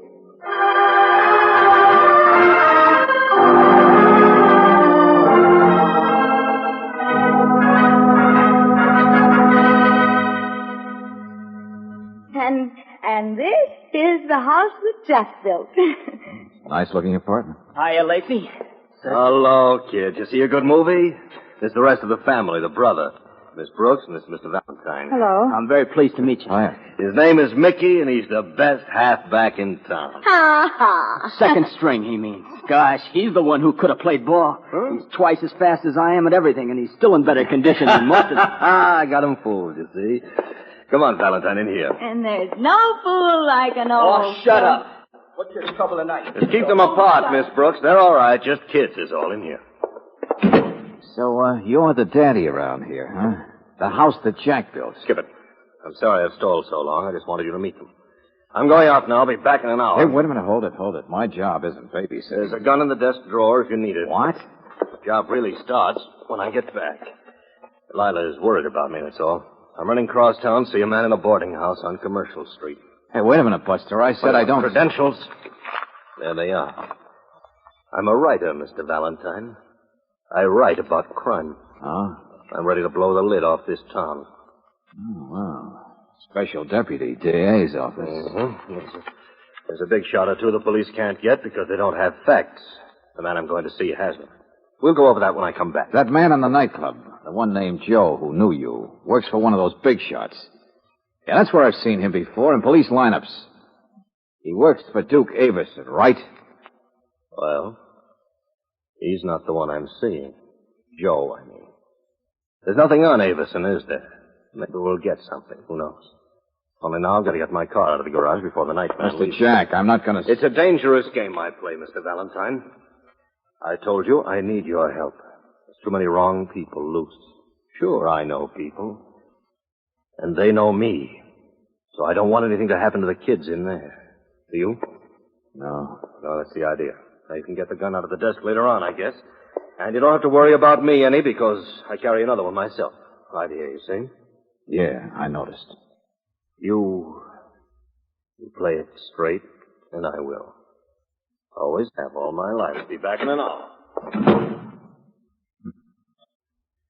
What a pile of stuff that was.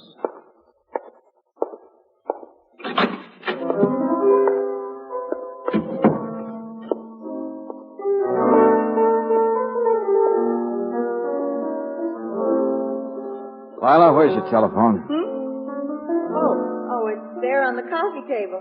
Has a long cord. Oh, yeah, thanks. Won't I do instead? Oh, you do fine. Keep it up. I like it. Oh, I got a great talent, George. George, what's the matter? Everything. Now, Brooksy, get over there and talk to the boy. Keep him busy. Who are you going to call? Lieutenant Riley, go on. Sure, George. Well, you play that pretty well, Lila. Better than you sing. Well, I like you, too. Friendly, that's me. Say, why did they keep you at that club? What's it got to do with your brother Lacey? He got me started. I earn $200 a week. Should I complain? That's not what I meant. Who is your brother that they're so anxious to please? Won't even take his money, but won't talk to either. Makes them all look nervous. You've never heard of him, Mr. Valentine. Nobody has. He's nobody. Hey, listen to this.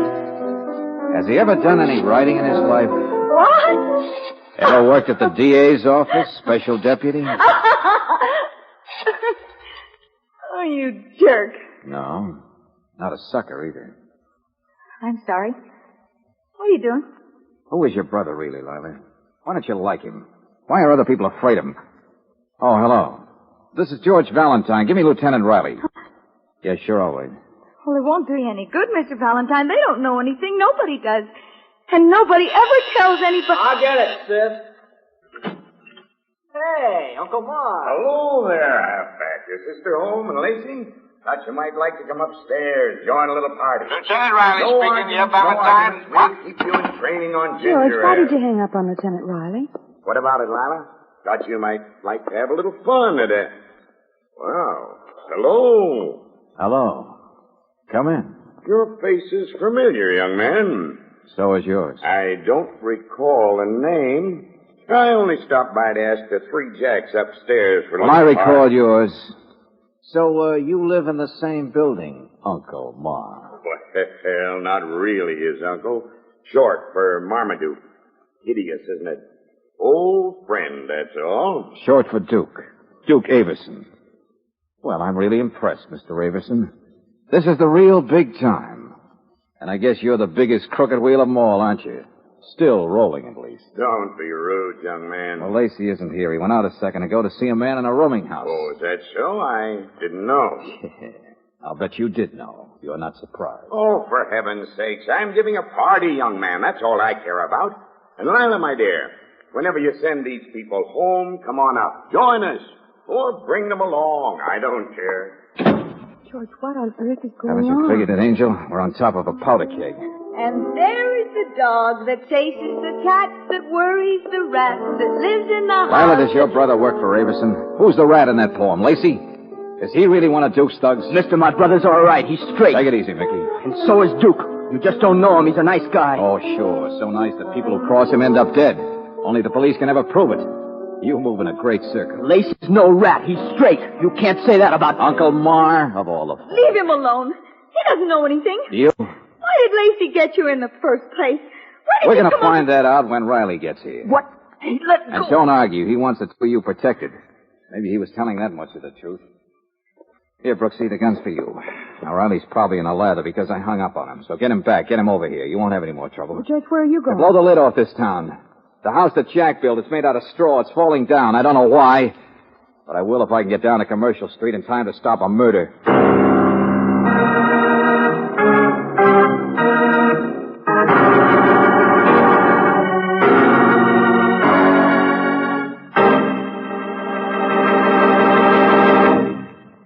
We'll return to tonight's adventure of George Valentine in just a moment.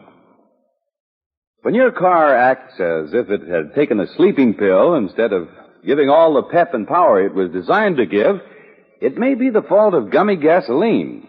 That's because most raw gasolines contain impurities that form power-robbing gum. And the only way those impurities can be got rid of is by refining. That's where Chevron Supreme gasoline comes to the rescue. It's super refined to prevent engine-sticking gum. Remember that next time you buy gasoline. It is carefully balanced to give your car superior performance under every driving condition and wherever you motor in the West. Properly balanced Chevron Supreme gives you plus mileage, too. Why not try it tomorrow? Ask for it where you can depend on careful battery inspection. That's at standard stations and independent Chevron gas stations where they say and mean we take better care of your car.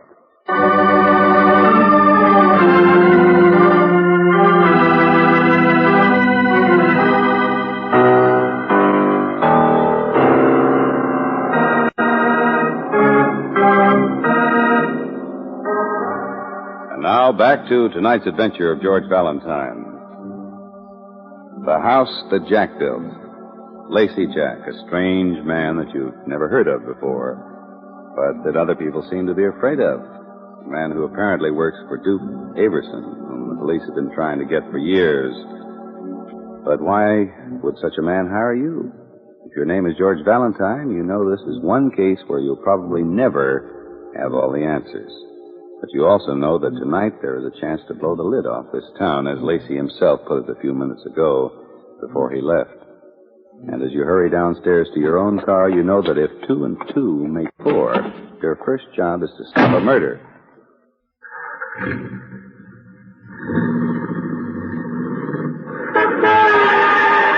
Hey, you! Hey! Someone took my fender there. Lacey, I thought you'd be halfway across town by now. Night man was off duty. I had to find my car in the garage myself. I thought I told you to stay with the kids. Take it easy, take it easy. A police lieutenant I know will be there any second. Nothing's going to happen to him. Policeman? Oh, I know. He won't find out any more than I have. Hey, you got your family well trained. When I talk about you, they keep their mouths shut. There's nothing on anybody, Valentine. Oh, sure, I know. Particularly on you. You're the member of Averson's gang nobody's ever heard about. You're not popular like the others. All right. But a few people who know seem to want to do you favors. You smile, and even a thug like Joe gets nervous. You say you got to work tonight, and your sister gets nervous. All right. So I hired you under false pretenses. Sure, and you're late for an appointment, aren't you? A little guy in a rooming house on Commercial Street. Mr. Valentine, who knows something about the big shots, about Averson, maybe. You could never even have... For several years, the enemies of Duke Averson, the guys who know things, who might be squealers, have had a habit of dying. Only nobody ever gets caught. There's never any evidence. Now, don't try to I'm tell just me... saying I figured you out, Lacey. No wonder you don't have any friends. It's high-priced, specialized work, isn't it? But it must be lonesome work, too. Like being a hangman. Only all out by yourself, way on the other side of the black fence, like being a private executioner. Now, you think I'm a killer, is that it, Mr. Valentine? Oh, you should learn to move faster. How do you think I stayed alive in the business so long?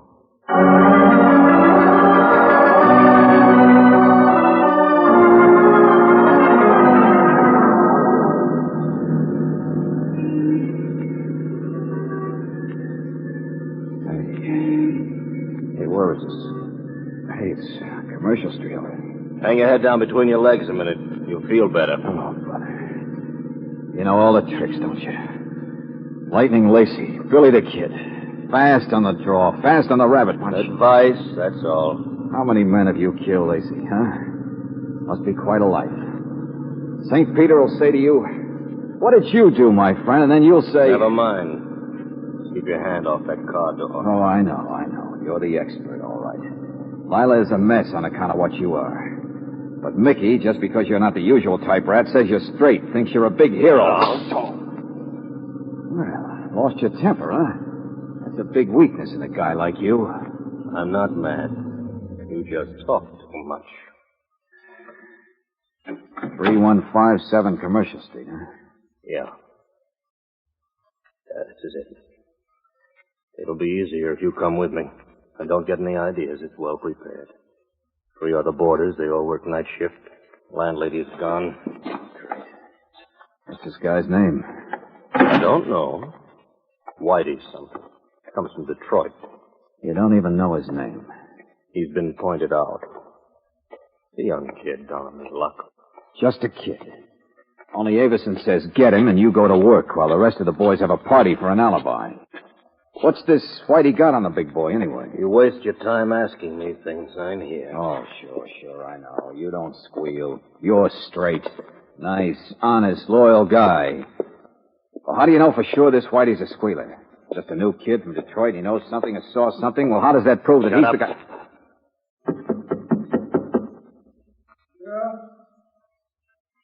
Yeah, who is it? Who is it? All right, I'm coming. Get back in there. What do you say? It's all right, both of you. Nobody's hurt. Faster every time, aren't you? What is this? I saw the 3 of you coming up outside. What's going on? I'm from Avison. Here, take this. Huh? What do you mean? It's $1,000, and I'm a sucker. There's a plane leaves for Canada, 4 a.m., direct connection. Be on it. Wait a minute. I don't want to go to Canada. I'm not... Be on it, I said. And when you get there, whatever it is you know, forget it. You understand me? Just shut up and disappear. Yeah. All right. Whatever you say. I'll go. Well, Valentine, you see how wrong you can be?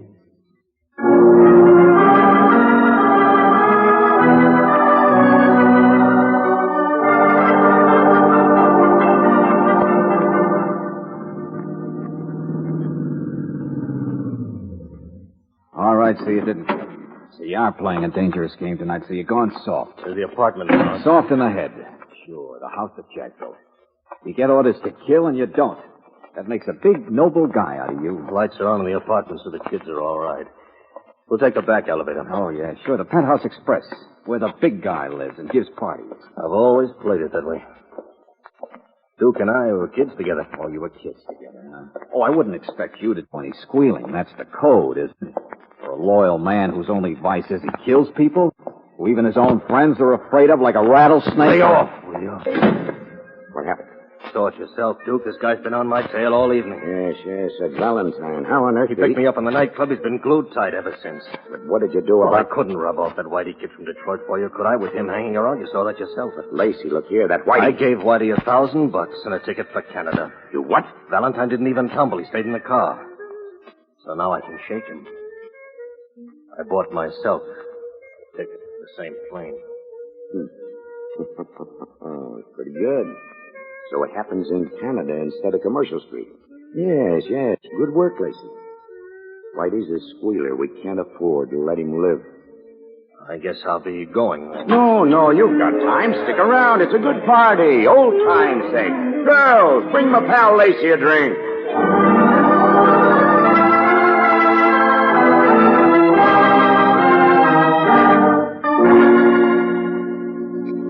Valentine, what are you doing with that phone? I just want Lieutenant Riley up here. Can't even come in without a warrant. There's nothing to search for or find either.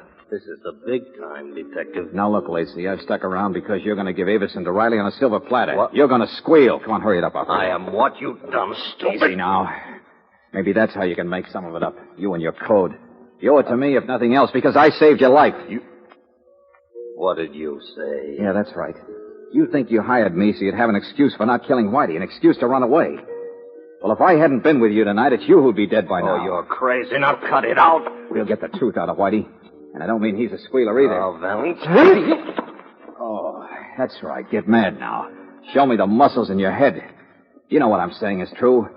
There wasn't a soul in that rooming house. It was a perfect setup both ways. And did you see how surprised the Duke looked when you walked in? Yeah, he expected Whitey, not you. I don't believe it. That's not true. I dived for Whitey to knock him down. I bumped his chest. He was packing a gun.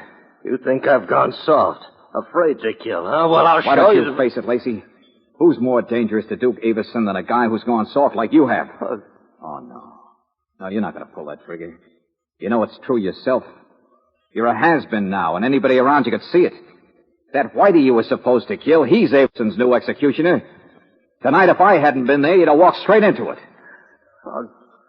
I'll go on. I know what side of the fence I'm on. For me, it's simple now. I just had... The elevator. Yeah, that's right. My friend Riley, maybe. The telephone's still off the hook, see? You jerk.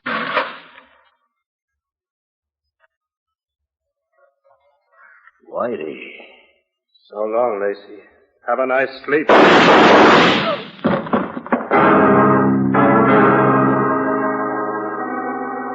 You're right, Valentine. So Whitey came up to report. To get me, but he couldn't have done it in the first place. Not fast enough, did you see? Don't brag yet, Lacey. You're half as dead as he is. Duke and me, kids together. Why did he hire that guy? Why did you kill people? My brother Mickey thinks I'm straight. He doesn't know much, but he'd never get over it if he thought I was a squealer. You mean you'd lose your last friend? Yeah. I saw what Lila thinks of you. You'd be all alone then, wouldn't you? You're scared.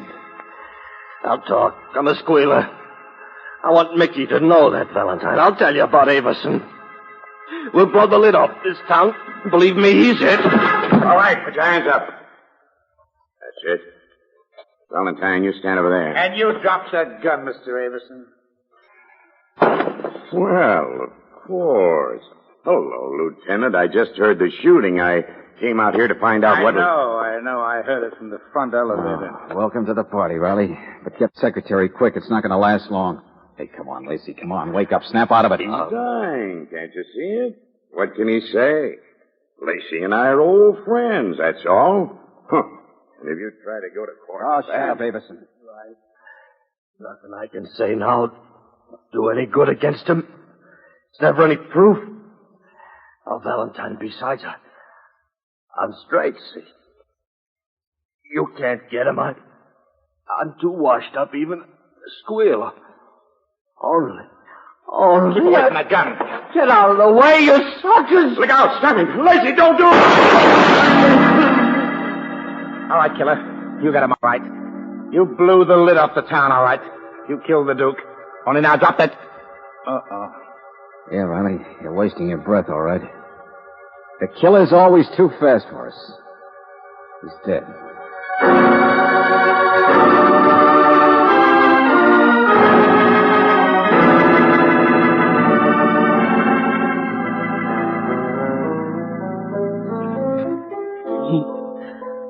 He was a heel, wasn't he? That's right, Mickey. He was a rat like all the rest of them. In a pinch, he'd turn on anybody. He was no more straight than a... Oh, stop that blubbering. You always knew what he was like. Why don't you admit it? You hated him yourself. You just don't know it yet.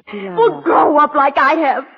Talking football. Gee, ain't he fast? My wonderful brother I'm so loyal to. Sure. That's the trick. This is the dog that chased the cat, that worried the rat, that... Come on, Mickey. We gotta buy some flowers for the funeral. Yellow. Oh, George, they're so lost. I know it, Brooksy. So is Lacey. Maybe they won't be now. But Lacey wasn't really a squealer. Should I tell Mickey that? Lacey himself practically told me how he wanted it. That he'd lose his last friend in Mickey if the kid thought he went against the code, against loyalty. Well, the kid'll be all right now. Lacey really wanted to disillusion me, too. He couldn't have been such a bad person. Certainly the way he died. Brooksy, he was a heel. He lived that way, he died that way. Let's just say he could see better than anybody else what a mess of a place it really was. How it had to be torn down. That house that Jack built.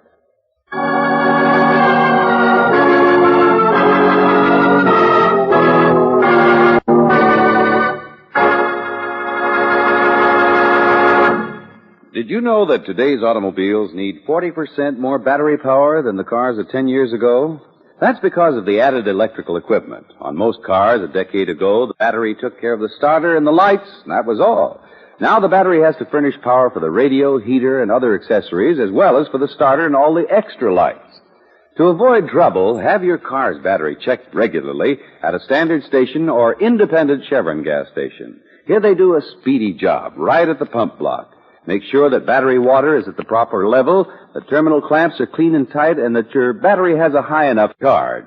And don't forget, frosty weather will be here all too soon. That's another good reason for having your battery inspected tomorrow. While you're there, get a tank full of Chevron Supreme, the gasoline that's super refined to give your car smoother and more powerful performance than ever before. Make it a date tomorrow at your independent Chevron gas station or your standard station, where they say and mean, we take better care of your car.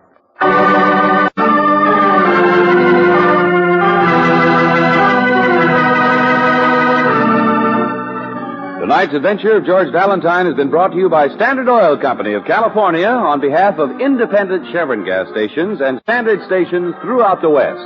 Robert Bailey is starred as George with Virginia Gregg as Brooksy. Let George Do It is written by David Victor and Jackson Gillis and directed by Don Clark. Wally Mayer is Lieutenant Riley.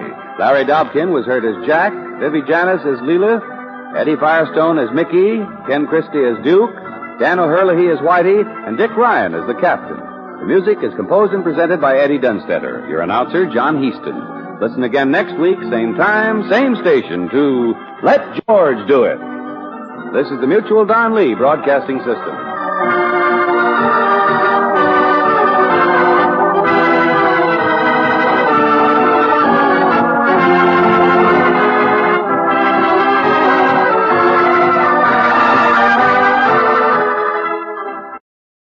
Welcome back. Well, again, I always appreciate the cultural allusions on Let George Do It. It seems like there were more of these on Let George Do It than any other shows. You know, there were some references to Shakespeare.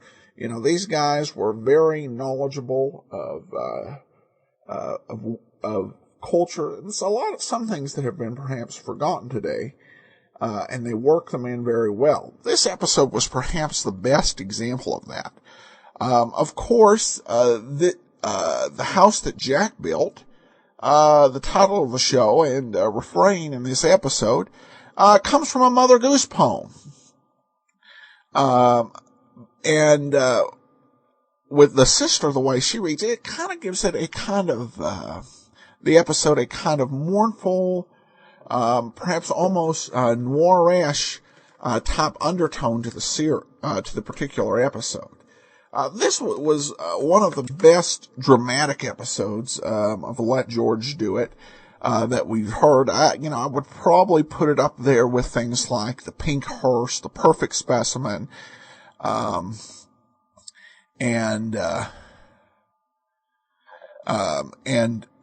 several others. Perhaps most recently, The Anthill. Larry Dobkin did a great job here playing Jack. And, of course, we got to see a return of Eddie Firestone. Eddie Firestone, of course, was in the original cast as a regular as Claire's brother. Well, we turn to listener comments and feedback, and Val says, regarding episode 578, The White Elephant, whoa, I didn't see that coming. Well, I didn't either the first time I listened to it. Some of these episodes, including The White Elephant and The House That Jack Built, I'd heard previously because I bought the Radio Archive set that includes a lot of radio episodes that are not in common circulation. And it also includes a few that are. These were basically all broadcast over in Canada. So the endings to some of them don't surprise me because I remember so much of what happened, which I think speaks well to the quality of the mystery. You know, if you listen to it, 6 months later and you remember this is the type of story it was. This was, what it was about. It definitely sticks in your head. What I can say, there are a few more ahead that I've already heard. And from what I've heard, we've got another good 70 weeks of great radio. All right, well, one more comment from Cindy who says, thank you, love the show. Thank you, Adam, for all your efforts. Well, thanks so much, and that will do it for today. We will be back tomorrow with Sherlock Holmes, and then join us next Wednesday for another episode of Let George Do It. I do want to encourage you, if you have the Kindle or you've got some of the great Kindle reading apps, to pick up your copy of All I Needed to Know I Learned from Columbo, currently exclusively available for the Kindle. I encourage you to download that if you've got Amazon Prime. You can also borrow it for free as part of the Kindle Lending Library for a limited time only. So that the title is All I Needed to Know I Learned from Columbo. It's a fun book. We go ahead and we take a look at great detectives from a wide variety of different sources, including Nero Wolfe, Sherlock Holmes, Monk, Columbo, and Dan Holliday. So encourage you to check that out. All right, well, it's time for today's episode of Sherlock Holmes, and this one is called The Adventure of Shoscombe Old Place.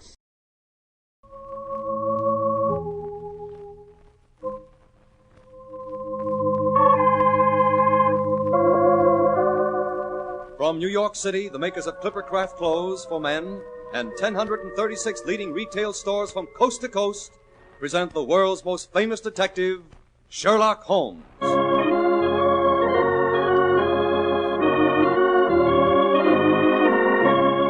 Tonight's story, The Adventure of Shoscombe Old Place. And so, once again, we raise the familiar brass door knocker of Dr. John Watson. Well, Mr. Stark, come in. This is indeed a pleasure. I've been told we'll have to get along with a substitute for Mr. Harris for a few weeks, but I had no idea he'd turn out to be an old friend. I wore my Clippercraft suit, Dr. Watson, so it wouldn't seem too strange in this program. What's on the agenda for tonight? Well, it concerns the strange and slightly horrendous affair at Shoscombe Old Place, in which Holmes investigated the graves in an ancient burial crypt. Sounds promising. And unearthed the fact that certain bones had been disposed of in the furnace. Wow, my hair's beginning to stand up on end already. Yes. The adventure began placidly enough one rainy morning. Holmes and I had just finished an excellent breakfast in our rooms in Baker Street. I was gazing idly through the sporting columns, trying to decide what horse to back in the forthcoming derby. And Holmes? Holmes was pottering around with a low-piled microscope, doing some sort of an experiment.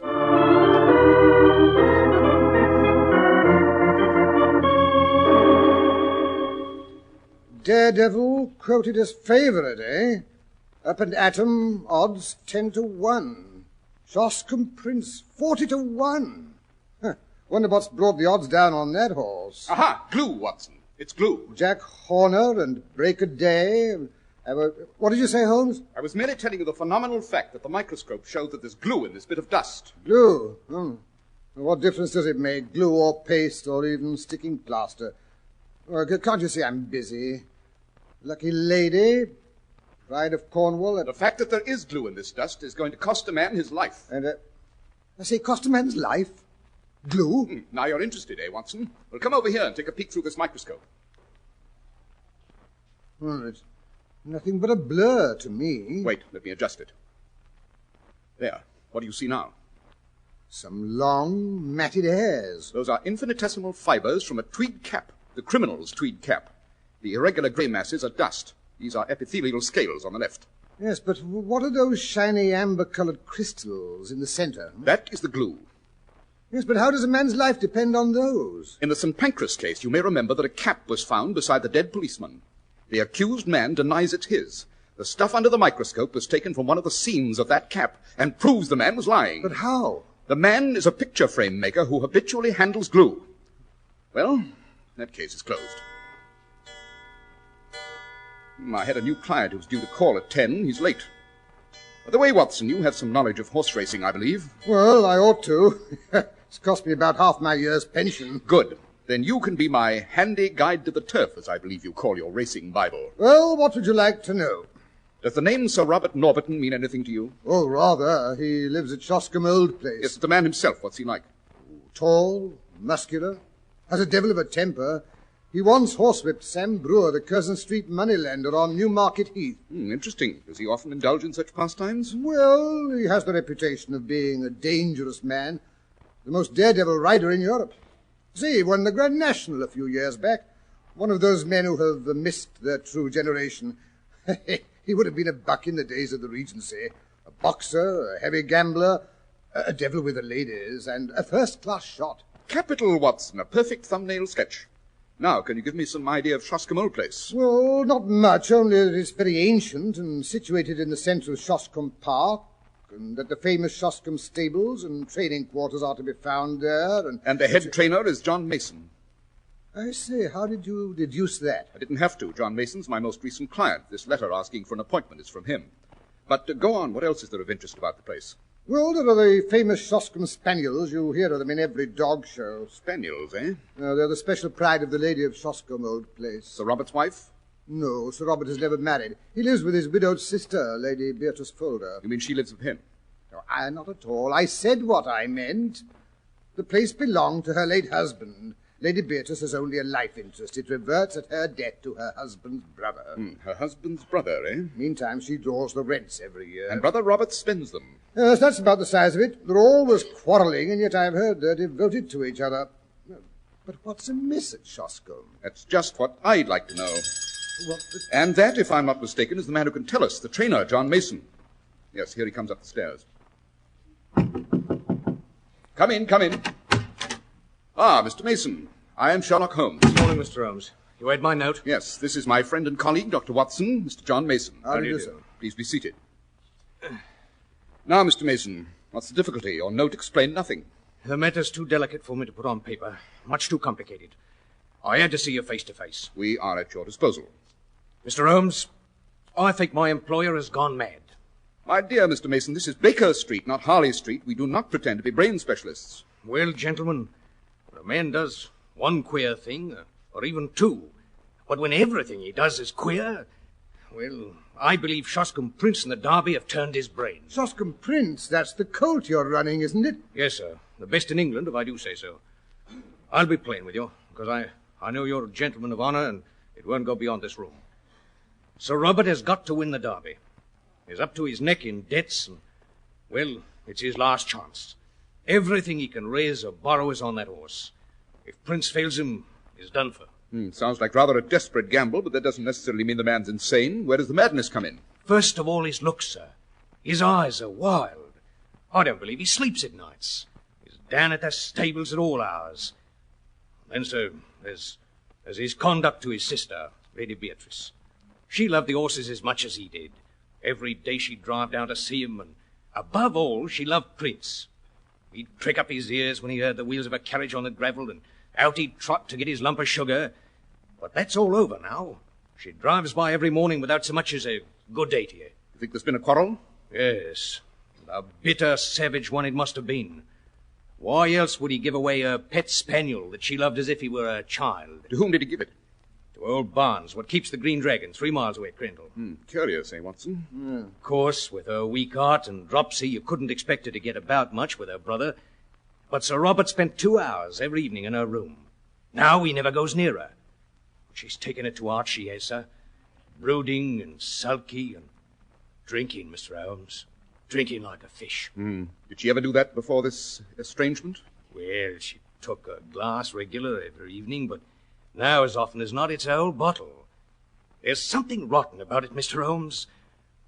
Then there's the goings-on down at the old church crypt at night. The haunted crypt, we call it. Haunted? Yes, Mr. Holmes. There's an old ruined chapel in the park, so old nobody can fix its date. And under it there's a crypt where all the ancestors of Lady Beatrice's husband lie buried, including the man himself. Well, sir, that crypt has got a bad name among us. It's dark and damp enough by day with the weeds breaking through everywhere, but at night it's worse. Standing there in the moonlight, its broken arches gleaming like ghosts. There's not many in the countryside that have the nerve to go near it at night. But I gather you did, or there'd be no story. Yes, sir. Me and the butler Stevens. We was taking a walk in the moonlight, smoking a pipe before going to bed, when all of a sudden we notices a light, sort of pale and unearthly like, shining in the old chapel. There we stood, Stevens and me, quaking in the bushes like two bunny rabbits.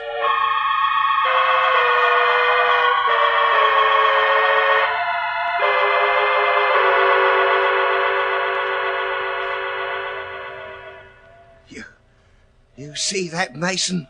It's a light in the old chapel. Someone's in there. Or something. I don't like the look of it. It isn't natural.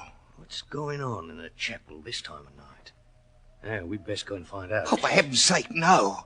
Maybe it's something evil. Some bad spirit set its light there to lure some poor fella to his death. Wait a bit. See that shadow moving against the far wall?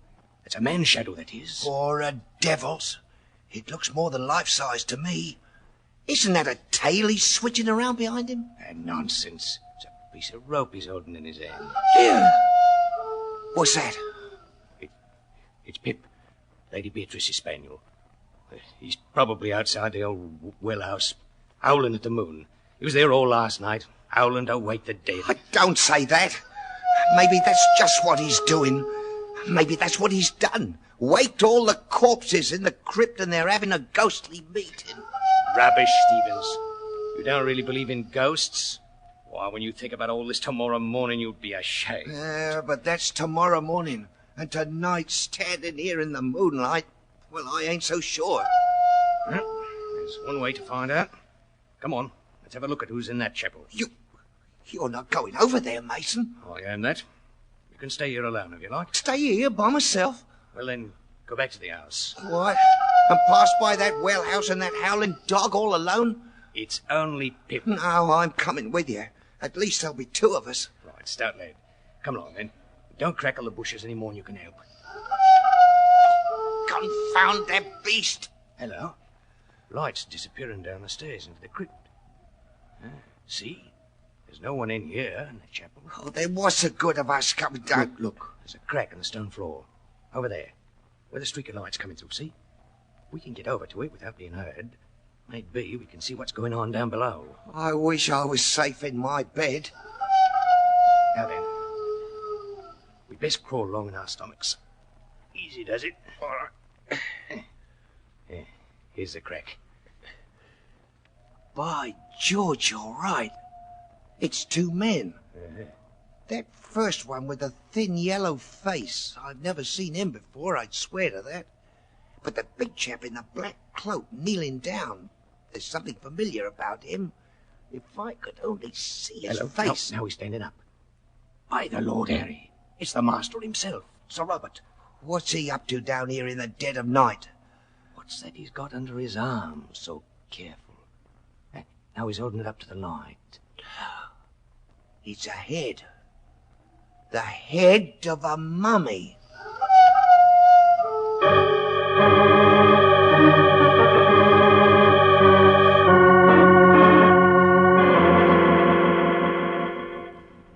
What an eerie experience, Mr. Mason. That it was, Dr. Watson. I'd have given me notice the next day, except that, well, I didn't want to leave Lady Beatrice alone at the mercy of that ruffian. I tried to see her ladyship and tell her what was going on, but she wouldn't see me. Sent out word by our maid, Carrie Evans, she wasn't feeling well enough. Not feeling well enough? Yes, Mr. Holmes. But she was well enough to go out driving all the same. How long has this maid, Carrie Evans, been with Lady Beatrice, Mr. Mason? Going on 5 years, sir. And she's devoted? She's Devoted, all right. I won't say to whom. I can't be creating scandal. You don't have to. Sir Robert's reputation with the ladies is, shall we say, a trifle shady. Yes, and scandal's been clear for a long time, I'm afraid. I say, Holmes, perhaps that's the cause of the quarrel between the brother and sister. Being an invalid, she has no way of enforcing her will. So the hated maid is still at Shoscombe. Lady Beatrice sulks and takes to drink. Sir Robert becomes angry and gives away her pet spaniel. That explains everything, doesn't it? Everything but the nocturnal visit to the crypt, who the yellow-faced stranger was, and why Sir Robert was holding a skull in his arms. Just a few trifling omissions, Watson. Oh, go to blazes. Quite. Now then, Mr. Mason, you say Sir Robert gave his sister's spaniel away to the proprietor of the Green Dragon. Yes, Mr. Holmes. When was that? About a week ago, sir. Day after we saw him in the crypt. The very day Sir Robert left for London. Oh, he left for London, did he? Yes, sir. And has he come back? We're expecting him back tomorrow, sir. And has Lady Beatrice been taking her morning drives the same as usual? Yes, Mr. Holmes. 11 o'clock sharp. She and Carrie go out together. I'm not quite clear what you expect me to do in this matter, Mr. Mason. Maybe this will make it more definite, sir. Yes, I've been wondering what you had in that paper bundle. It's something Harvey. He's one of my lads. Found in the furnace up at the big house when he was raking out the cinders yesterday. A bone. Badly charred. I say, What is it, Watson? Your knowledge of anatomy is more accurate than mine. That's part of a femur. A human bone. Exactly. When does this lad tend to the furnace? Every night he makes it up and then leaves it. Anyone could visit it during the night? Yes, sir. You don't think Sir Robert... Watson, you forget Sir Robert's supposed to be in London. These are deep waters, Mr. Mason. Deep and rather dirty, but I'm beginning to see to the bottom.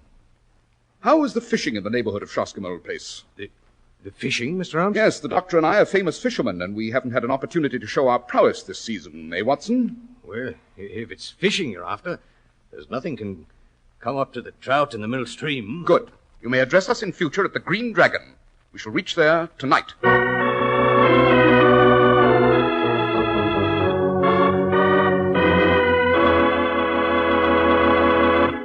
And now that you have Mr. Holmes started on your fishing expedition, Dr. Watson, may I step in to say a few words? Fair enough, Mr. Stark. Clipper craft clothes are not merely good-looking at the time you buy them, they stay good-looking. Part of the reason for this is hidden from your eyes. That's the painstaking tailoring, the hundreds of stitches inside. Yes, fine tailoring and rich, long-wearing fabrics are the reasons Clipper craft clothes are remarkable values at their more than modest prices. Naturally, prices low as these wouldn't be possible without the unique Clipper craft plan. This plan concentrates the buying power of 1,036 great stores across the country, creating year-round economies in manufacturing and distribution costs. That's why you pay only $40 and $45 for a Clipper craft suit, only $40 for a top coat or overcoat, and only $26.50 for sport jackets. For your own sake, compare Clipper craft with clothes selling for many dollars more.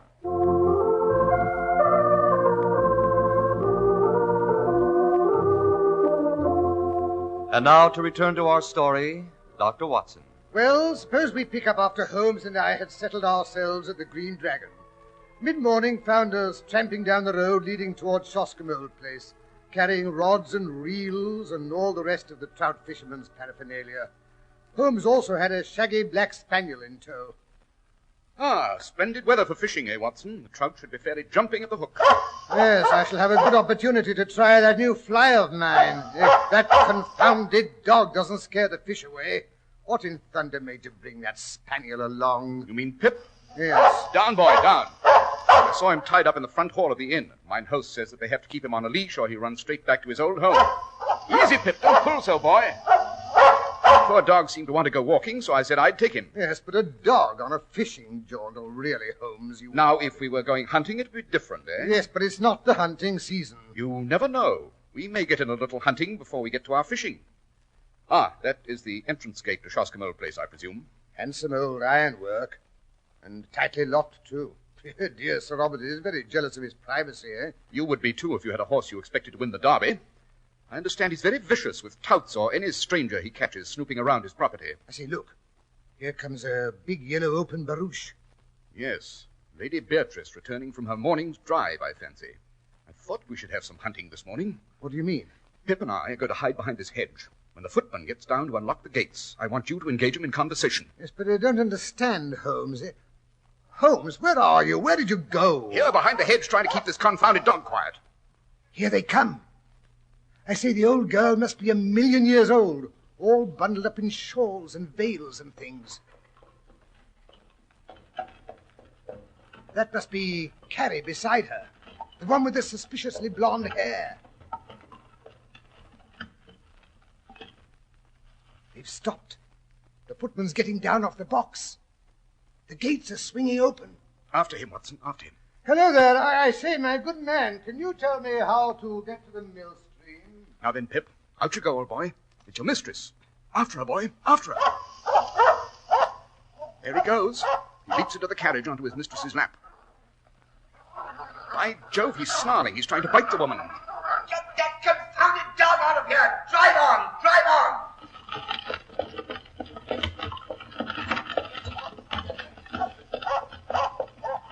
Come on, Pip. Did she try to kick you? Well, never mind, old boy. Well, Watson, that's done it. He expected to see his mistress, and he found a stranger. Dogs don't make mistakes. But it was the voice of a man. Exactly. Our little hunting party was quite a success. We flushed our bird.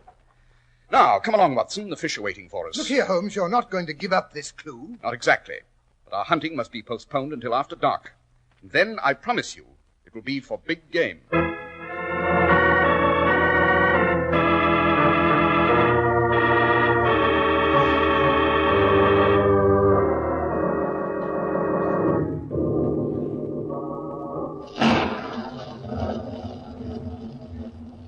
Here, Holmes, that storm is going to break any minute now. Hadn't we better get back to the inn? Oh, rubbish. We can reach the chapel before we get too wet. Yes, but how do we get home again? By running, I suspect. We may get wet. I told the landlord to have some of the trout we caught this afternoon, and a Stilton cheese, salad, and a hot toddy waiting for us. Oh, then let's get back now. I said we wouldn't be back before 10:30, but if we weren't back by then, to rout out the local police. You think it's as bad as all that? I don't know. It all depends on what we find in that crypt. There, that must be the chapel up ahead. I saw it in the last flash of lightning. Here comes the rain. Run, Watson, run! I say, don't go so fast.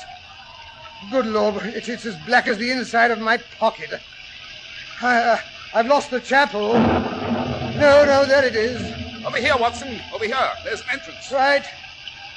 Oh, great thunder. I'm soaked to the skin. It's coming down in torrents. Here, this must be the stairs leading down to the crypt. I say, Holmes, you have eyes like a cat. I can't see a blasted thing. Take my hand. Easy now, easy. Don't fall and break your neck. There. Now you can light the lantern. Yes, if I can find a match that's dry enough to light. They all feel like spaghetti.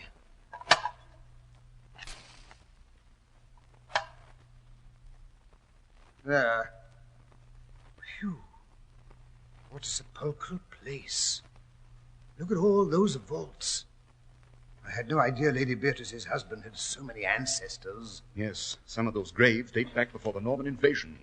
Look at the Saxon names. Adalbert, Harold. And here are the Normans. Long line of Hugos and Odos and Percys. But it's this leaden coffin we're interested in, I imagine. Notice how the dust around it's been disturbed. Hand me that jimmy, Watson. You're not going to open it. Holmes, let's get out of here. All these coffins, hundreds of dead ancestors. I feel like a ghoul myself prying into their long-forgotten secrets. Rubbish. I'll have this lid off in no time. 1, 2... Stand back! Keep away from that coffin. Keep back, I say, or I'll blow you to bits. Well, if it isn't Sir Robert Norberton himself. This is a surprise. Allow me to present myself. I am... Sherlock Holmes. You don't have to tell me. I heard how you tried to frighten my sister this morning. Now, clear out. Your sister? Yes, my sister. Now, what is your motive? What are you doing here? Answer me, do you hear? I, too, have some questions to ask, Sir Robert. What have you done with your sister? My sister? My sister is home in bed, of course. If your sister's home in bed, would you mind telling me whose body is inside this coffin? Throw back the lid, Watson. There, Sir Robert. Is that the body of your sister, or isn't it? It is. But you're not the official police. What business is it of yours, anyway? My business is that of every good citizen, to uphold the law. What? You mean you'll hand me over to the police? Good Lord, this is terrible. I know appearances are against me, but I couldn't do anything else. Now, let me explain. Your explanations must be to the police, I'm afraid. But that will ruin me, don't you understand? I've always been dependent on my sister, Lady Beatrice, for everything. I'm deeply in debt. If it were known that my sister were dead, my creditors would come down on me like vultures. Everything would be seized, my stables, my horses. Shoscombe Prince would never run the Derby. Oh, Mr. Holmes, my sister did die just 1 week ago. She died of dropsy, which had long afflicted her. That will be for the coroner to decide. I was faced with absolute ruin. If I could only keep her death hushed up until day after tomorrow when the Derby is run, I'll make a fortune. If your horse wins. Oh, he will. He must. My good name depends on it. On the first night after my sister's death, Mallard, who is Carrie Evans' husband and an actor, helped to carry her body out to the old well house. We were followed, however, by her pet spaniel, who howled all night long. I finally had to get rid of him. And it was Mallard, the actor, who impersonated your sister this last week? Yes, Mr. Holmes. Oh, this last week I've lived the life of the damned. My conscience has given me no peace. Later, we buried my sister's body here, in what is still consecrated ground. One of the tombs of her husband's ancestors. After having endeavored to destroy the ancestors' bones in the furnace. What? I don't know how you know that, but it's true. And now it's for nothing. All for nothing. I'm ruined, Mr. Holmes, ruined. Not necessarily. Well, what do you mean? After all, the Derby is only the day after tomorrow. Of course, we must lay the case before the local authorities, but I still have a little influence here and there. Would you? Would you use it? It's not altogether impossible.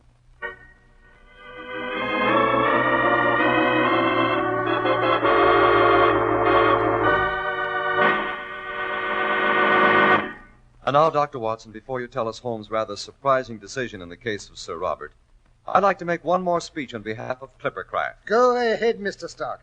When you advertise anything as extensively as Clippercraft, the product's got to be good. Clippercraft clothes really have to have it, and they have.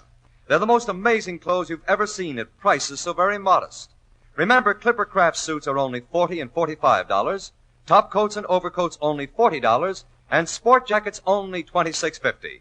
No, you won't find such smart styling and comfort, such rich, long-wearing fabrics, even at far higher prices. They're made possible by the renowned Clippercraft plan, concentrating the buying power of 1,036 of the nation's finest stores from coast to coast. So that these great clothes are available to you at your own local independent store, the store you can trust. Yes, selling expensive clothes at inexpensive low prices at the nation's finest independent stores is the great big idea behind the Clippercraft plan. That's why men who know insist on Clippercraft clothes. So be sure to visit the Clippercraft store in your city.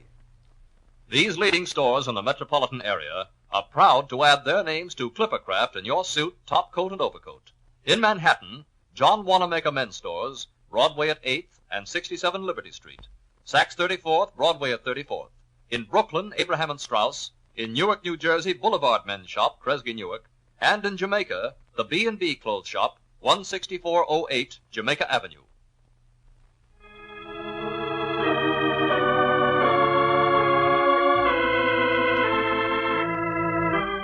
And now, Dr. Watson, did Sherlock Holmes use his influence in Sir Robert's behalf? Yes, indeed, Mr. Stark. We went back to the inn, and Holmes routed the local constable and coroner out of bed. They discussed matters over the trout and coffee and cheese. Luckily, our catch had been a fairly big one. Moreover, the creditors were all Londoners, and Sir Robert was a local man. Pride of county, you know. And besides, the constable and the coroner had both placed bets on Shoscombe Prince, and they wanted to see him win. And did he? He did, and netted his owner £80,000. Sir Robert paid his debts and bought a small place in the neighbourhood of Shoscombe, where he threatens to end his days in an honoured old age. He and Holmes have become great friends. Holmes often visits him when he wants a bit of trout fishing. Well, all this talk of trout and salad and cheese has given me the most tremendous appetite. I had hoped it would. I've a special treat in store for you tonight. Just ring the bell, will you? I received 2 of the most beautiful trout from Sir Robert just this morning. I imagine my housekeeper has them in the pan by now. Frying in butter with almonds sprinkled on the top. And a fresh green salad and a Stilton cheese. But look here, isn't it a bit out of season for trout? Nothing is out of season these days, Mr. Stark. Sir Robert has what is called a deep freeze, you know. Yes, I know, but what have you in mind to tell us next week, Dr. Watson? Well, next week, Mr. Stark, I think I'll tell you of the vicious robberies and bludgeonings that occurred in Boston Yard. The criminal, you know, was a cat named Peggy. Holmes always called it the adventure of the wooden claw.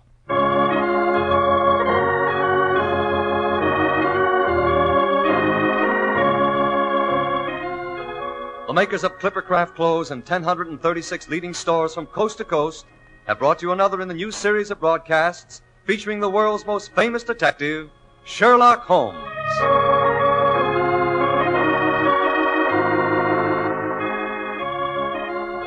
Our stories are based upon the character of Sherlock Holmes created by Sir Arthur Conan Doyle. Sherlock Holmes is played by John Stanley, Dr. Watson by Alfred Shirley, and the dramatizations are by Edith Meiser. Sherlock Holmes is produced and directed by Basil Lochran, with special music by Albert Berman.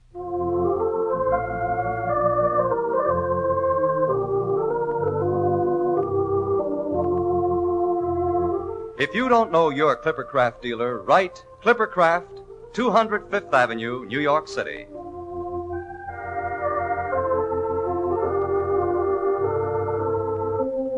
Be sure to listen next week to Sherlock Holmes in the Adventure of the Wooden Claw.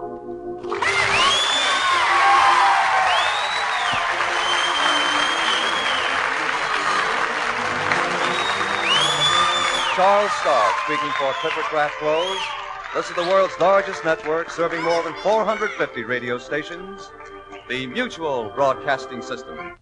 In just 25 seconds, you'll hear Melvin Elliott reporting the latest news. Fly Eastern Airlines' new type Constellation, tried and proven with 300 million passenger miles of dependability. Fly Eastern Airlines. Welcome back. This story is of note because it's the very last Sherlock Holmes story written by Sir Arthur Conan Doyle. It was published in 1927. An original title was The Adventure of the Black Spaniel. So interesting episode with a happy ending. Of course, because it was the last written one, it doesn't mean that it was the last chronologically. This was set in 1902, and Holmes' adventures would stretch on for at least another 12 years. I do have to admit, the ending had an odd effect on me. I couldn't help, when they were talking about the trout, with the, if you thought back to the, episodes we had with, Harry Bartell and Petri Wine, and I thought, this sounds like an episode, it would make sense to advertise Petri Wine year-round rather than the suits. Regardless, it actually had me thinking, oh boy, I'm actually hungry for fish. I was walking home from work at the time I listened to it, and when I got home, I did get a fish dinner. My wife had prepared it, and so that worked out fine. So I hope that no unrequited cravings were brought to light by the ending of this episode. Well, we turn now to listener comments. I've been listening to Adam and this podcast since the very first show, and I finally caught up to the current. Love Adam's commentary and background info. My favorite shows are Sherlock Holmes and Nero Wolfe. My least favorite by far is Johnny Dollar, the John Lund version. Keep up the good work. Well, thanks so much, and it's always interesting to hear what folks' favorites and least favorites is. I have to say that, overall, given some of a lot of negative, comments heard about, the John Lund, Johnny Dollars, I'm surprised we haven't got more. I think most have been, pleasantly surprised, but still, it's definitely not a show that would be to everyone's liking. Appreciate your comments and feedback. That will actually do it for us for today. Join us tomorrow for the aforementioned Mr. Lund on yours truly, Johnny Dollar. And then next Thursday, we'll be back with another adventure with Sherlock Holmes. We're going to I'll let you know, first of all, that this episode of The Great Detectives of Old Time Radio is brought to you by the support of our listeners. Thank you so much for all of your support, and I especially want to thank today David, who sends along a very nice donation. Thank you so much for your support out there in Florida, and I will be sending along access to our premium site. All right, well, now it's time for today's episode of yours truly, Johnny Dollar. This one is called The Enoch Arden Matter. Wrigley's Spearmint Chewing Gum, the refreshing, delicious treat that gives you chewing enjoyment, presents for your listening enjoyment John Lund as Johnny Dollar. Henry Grant, Johnny. You read your morning paper yet? I'm on page 4 in my second donut. Well, turn back to page 1. Picture there of Mrs. Frank Loring. Oh, I read it. Enoch Arden divorce decree. Husband missing 7 years. New York court declared him legally dead. So? So we had him insured for $250,000. And this court decision means you'll have to pay off? Within 10 days. Something make you think Loring isn't as dead as he ought to be? It's a possibility. I had a phone call a little while ago from a woman up in Boston. She saw the item, too. What's her connection? She's a nurse. 10 years ago, when we issued the Loring policy, she was working for the physician who examined him. Now, her story may not mean anything, but, well, I asked her to take the first plane she could get and come in for a talk. She should be here by 11 o'clock. I'll grab a cab and come right over.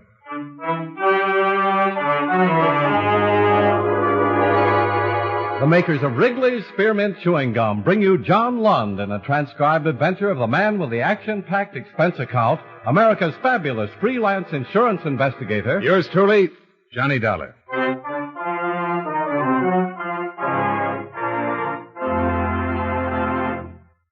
Wrigley's Spearmint Chewing Gum refreshes you. Wrigley's Spearmint Chewing Gum gives you real chewing enjoyment. Yes, for chewing enjoyment plus refreshment, it's Wrigley's Spearmint Chewing Gum. The lively, delicious flavor of Wrigley's Spearmint cools your mouth, helps keep your throat moist, and gives you a nice little lift. The good, smooth chewing of Wrigley's Spearmint helps keep you feeling fresh and alert, adds enjoyment to whatever you're doing. So for chewing enjoyment plus refreshment, treat yourself often to Wrigley's Spearmint Chewing Gum. Healthful, refreshing, delicious.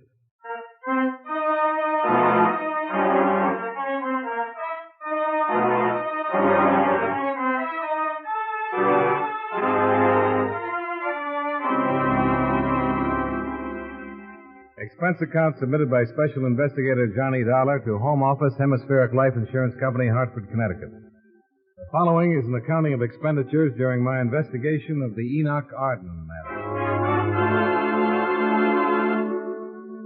Expense account item 1, 50 cents, cab fare to your home office, where Henry Grant provided me with a complete file of previous investigations and police reports covering the disappearance of Frank Loring. I was about halfway through them when Grant came in with an attractive woman in her early 30s. Loring, young lady I told you about. How do you do? Loring, Johnny Dollar. Dollar's an investigator, Mr. Loring. I want you to tell him exactly what you told me on the phone this morning. Well, anything else you may have thought of on the way down here. Well, I don't really know whether I've anything to tell. You worked for the doctor who examined Loring when his policy was issued? Yes, Dr. Felton. That was in New York. I'd just gotten out of training. It was my first job. I was only there 3 months, then I went into the Army during the war. Mm-hmm. And since the war, I've worked in Boston, the Hayward Clinic. I feel sort of foolish telling you all this. I'm probably wrong. She thinks she saw Loring in Boston, Johnny. When? Well, about 2 weeks ago. 2 weeks ago yesterday. Where? At the clinic. Look, really, I'm not sure about You're not hurting anybody, Miss Loring. Suppose you just tell us and we'll take it from there. Well, as I said, it was 2 weeks ago. A man came to the clinic. He wanted to be vaccinated. You give his name? Yes, but it wasn't Frank Loring. He gave the name of Michael Walsh. I thought he looked familiar, but I couldn't place him. What was the reason for the vaccination? He needed an international certificate of vaccination. Required by law for anybody going abroad. Oh, he was leaving the country. Well, I guess so. He wanted the certificate. I administered the vaccine. He came back 5 days later, and the doctor entered the result on his card and signed it. That's all I know. Well, what made you connect this Michael Walsh with Frank Loring? I really don't know. I didn't until this morning. I remembered thinking I'd seen him before, and then when I saw that story this morning about Mrs. Loring, the name just came into my mind. You'd only seen Loring once, 10 years ago? Yes. But as I said, it was my first job, and I was impressed at the time having him for a patient. Why impressed? Well, I knew he was an actor. I'd seen a couple of shows he was in, read his name in columns, things like that. This Michael Walsh look like Frank Loring? Do you remember him? No, he didn't. I can't explain it. Well, it seems we could try anyhow. Wait a minute, Grant. Let's not chuck it out so easily. I've been reading this file on Loring. Played a lot of character roles. Expert on dialects and makeup. A man like that could change his appearance very easily. Something about him, the way he moved, the tone of his voice. Something registered with this girl. He'd have recognized her, too, when he went to the clinic. She was impressed with him. She had a reason to remember. He didn't. I feel a little foolish. I feel a little curious. How about you, Grant? I've been curious all morning. So curious, I checked the steamship and airline. And? And a man named Michael Walsh sailed on the SS Castillo 6 days ago. She runs between Boston and Santiago, Chile. You know when she reaches the Panama Canal? Yeah, day after tomorrow. Plenty of time for you to get down there by air. Yeah, with enough to spare for a stopover in New York and a chat with Mrs. Loring. Expense account item 2, $11.30. Train fare and incidentals between Hartford, Connecticut and the Greenwich Village section of New York, where Mrs. Frank Loring was living in up bohemian fashion. It was evening and the party was in full swing when I arrived. The apartment door was wide open, so I just walked in. Somebody shoved a glass into my hand like they used to do it at the local movie houses on dish nights. Wow. You must be Linda's boyfriend. Oh, must I? I knew it the minute I saw you. She always goes for the same type. Musician, aren't you? They always are. What do you play? Ring Alivio and double on Parcheesi. Oh, a funny one, eh? Well, Linda said when you got here to tell you the benefit is going to run late, so make yourself comfy and wait. She won't be here until 12. I'm Freddie. You must be a poet. How did you know? I'm psychic. Well, what's the party for? Oh, Marcia's celebrating. She's going to get $250,000. Just because her husband, Frank, disappeared. She ought to be happy enough just to be rid of him. Don't be so bitter, lad. It'll throw your rhymes out of meter. I helped her get over him. I helped her. Anytime she wanted anything, all she had to do was call little Freddie. Now she's getting all that money and she'll just run out. Oh, she wouldn't do that to you, would she? Oh, no? That's how much you know about women. She's going to Chile, South America. Oh, now that's an interesting bit of information, Freddie. She thinks I don't know about it. The airline called to confirm her reservation while she was out shopping this afternoon. Which one of those lovely ladies is Marcia Loring? Those? She doesn't look like any of them. Marcia's out in the kitchen fixing sandwiches. She needn't think she'll get any help from me. Oh, maybe I can lend a hand. Listen, mister, you've got a girl coming. Oh, sure, Linda. Well, she told me to give Marcia a message. Besides, you don't want to talk to me. It interferes with your brooding. I'll see you later, Frank. Come on. Well, hello. Come in. I'm making sandwiches for the starving multitude. I know. I came in to help. How are you on opening bottles? Champagne? But for those peasants, beer. It's right there. The opener's on the hook. Oh, we're in business. What are you, a party crasher, or did you come with one of the girls? The crasher. Oh, the breed is improving. We both know some of the same people, though. Like who? Who's been hiding you from me? Fellow up in Boston. I don't know anyone in Boston. Not even Michael Walsh? Get out of here. Now listen, Mrs. Loring. I said get out. You weren't invited here. You don't belong here, so... What is it, Marcia? What happened? What did he do? Keep your rompers on, Shakespeare. I told you not to bother her. You musician. Look out, Freddie! Oh, no!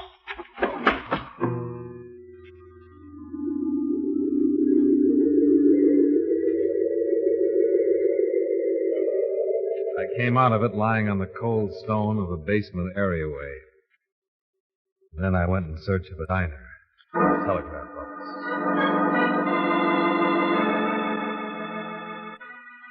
Expense account item 3, 80 cents for breakfast and aspirin. Item 4, $1.20 for a telegram advising that payment of the Loring claim be delayed until my investigation was completed. Item 5, $7.60 cab fare to the International Airport. And item 6, $415 plane fare and incidentals to the city of Colon, Panama Canal Zone.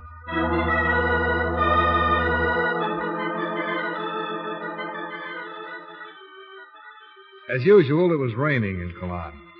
The SS Castillo had reached port slightly ahead of schedule. I was waiting to go through the locks when I made my way aboard. It was almost midnight. I located the name of Michael Walsh on the passenger list posted in the lounge, and then made my way to the inside cabins on B deck. I knocked on the door of cabin B64. There was no answer. May I help you, Seaman? You the cabin steward? I'm looking for the passenger who occupies this cabin. Senor Walsh is not here. He's gone ashore. In this downpour? See? Look, here's $5. All you have to do for it is to bring me the biggest towel you can find and open this cabin so I can wait inside. Senor, if you are waiting for Senor Walsh, he will not be there. Why not? He's booked through to Santiago. He went ashore an hour ago. He took his baggage with him. I helped him with it. You know where he went? Oh, Senor. He was most anxious to get ashore as soon as our lines were fast. I see. Ship's wireless take any kind of cablegram for him in the past 24 hours? See, I delivered one to him in the middle of last night. He was most urgent, I think. He seemed most concerned. Yeah.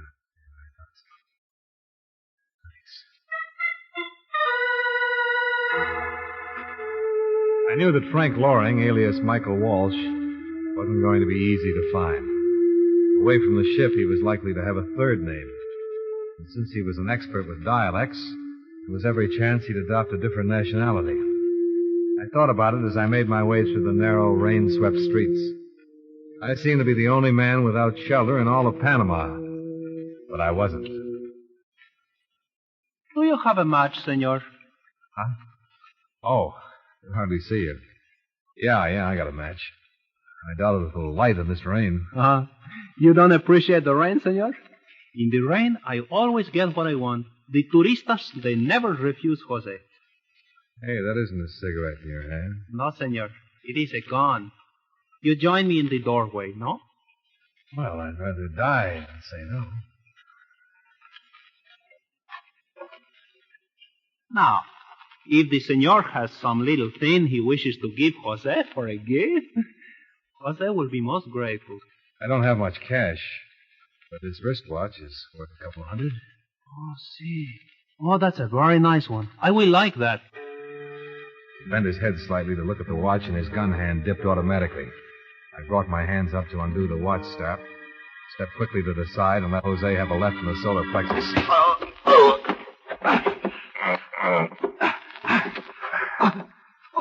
Now, drop it. Very well, senor. If you insist. That's better. You are going to turn me over to the police, senor? Well, that depends. Oh, senor, the jail here is very bad. Jose does not like it. I tell you what. You help me and I'll help you. What kind of help does the senor need? Suppose the police or somebody were after me. Suppose I had to get out of here without using my passport. How would I do it? From Colon? There is no way, senor. Too many Americano officers. There must be some way out. 30 miles down the coast is Puerto Bello, senor. It was once the hiding place for pirates. In Puerto Bello is a cafe called the Geisha Girl. The Geisha Girl? Si. And the proprietor is Senor Kamamoto in Japanese. He is very good at making people disappear.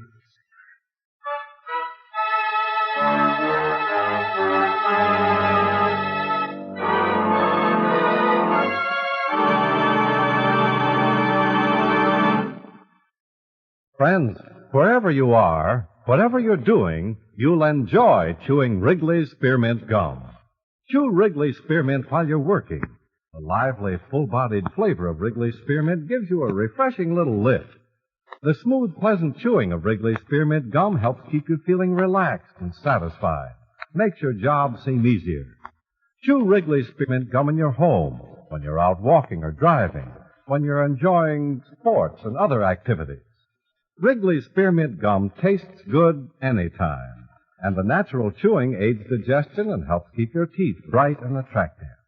Yes, wherever you are, whatever you're doing, you'll enjoy chewing Wrigley's Spearmint Chewing Gum. Healthful, refreshing, delicious. And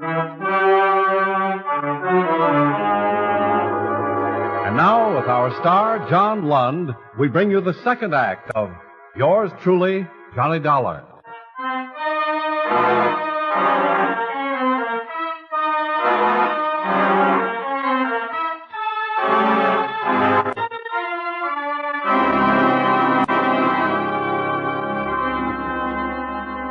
Expense account item 7. $20, flat rate.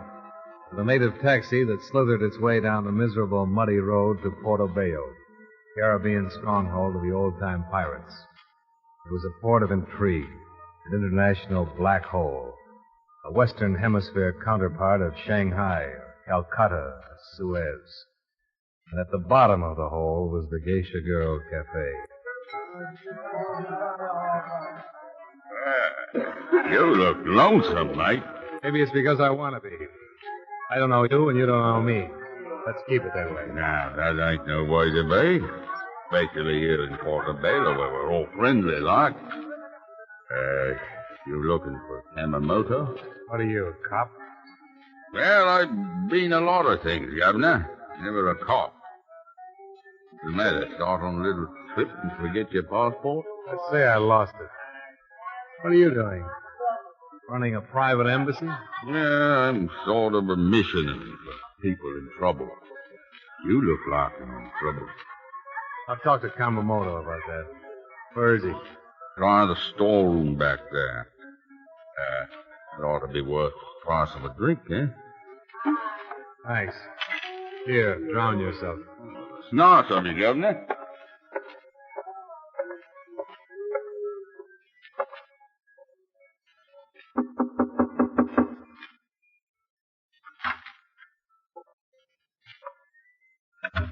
Kamamoto? Ow. Hey. Anybody in here? Matches. Oh.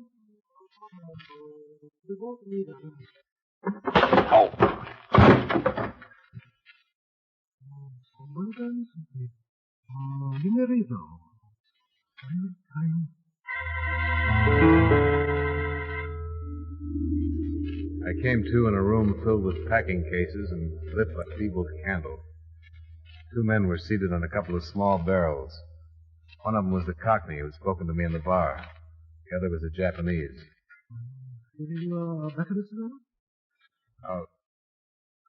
How did you know my name? From your American driver's license? That all he had on him? Well, there was some money which I would find most useful. You were carrying the exact amount required to pay for your passage yesterday. Over $1,000? That's pretty high fare. I am a terrible man. My rates are based upon what my passengers can afford to pay.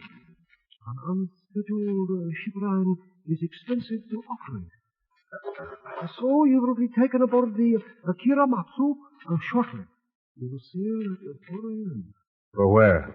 The could shores of South America, Venezuela, or Brazil.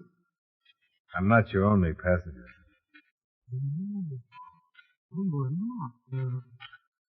Well, how about untying me? With friends? Well, are you will be untied when you reach your destination? Oh, now, wait a minute. I can see the point here where somebody might give you away, but why aboard ship? Fugitives from the law are risky cargoes now. The South American nations are rather thorough about their coastal patrol. So, if you're tied up, we can make certain you're not caught. What do you mean, Kamamoto? Certainly that your hot cargoes now. And the only way to carry hot cargoes is to be certain that you can dispose of it in an emergency. If we are challenged by a patrol vessel, you'll be weighted down. And thrown overboard.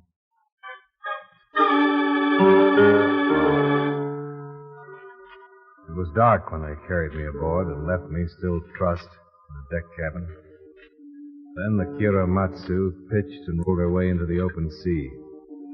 I knew that Loring was on board someplace, and I knew something else. Yamamoto had lied to the Cockney about what he'd found when he searched me. He had more than a driver's license. He had my insurance company credentials and my passport. And the door opened, and I got something else to think about. Buenos dias, Senor Dollar. Jose, how did you get here? After you left me, I ran into another Americano with no wristwatch, but much money. He was kind to me. He gave me money to leave the country when I told him about the bad jails. Well, how come Kamamoto is letting you run loose? You are the only one who is tied up, senor. I do not think they intend for you to finish the trip. How many other passengers are there? Besides us, 3. A man and a woman came just before we sailed. That's 2. Who's the other one? A man with a white suit and a hat. A Cockney accent? What is that? He sounded like an Englishman? Oh, yes, he is English. Yeah, I thought so. How many in the crew? Kamamoto and 5 seamen. It is a very small boat. Yeah, I can feel that. Look, Jose, I gave you a break with the police. How about giving me one? I'm a businessman, senor. No sentiment. $1,000. Guaranteed by an American insurance company. You cut these ropes and lend me your gun. Cash, senor. No credit. Too much book. I haven't got any cash. Kamamoto took it all. Too bad. Maybe next time. There isn't going to be any next time for me. Ever buy a sweepstake ticket? See? Well, take a chance on me. Come on. How about it? All right. But when is the time for the drawing? To see if my ticket wins. As soon as you get these ropes off. Let's do it now. This tub may get to my stop any minute.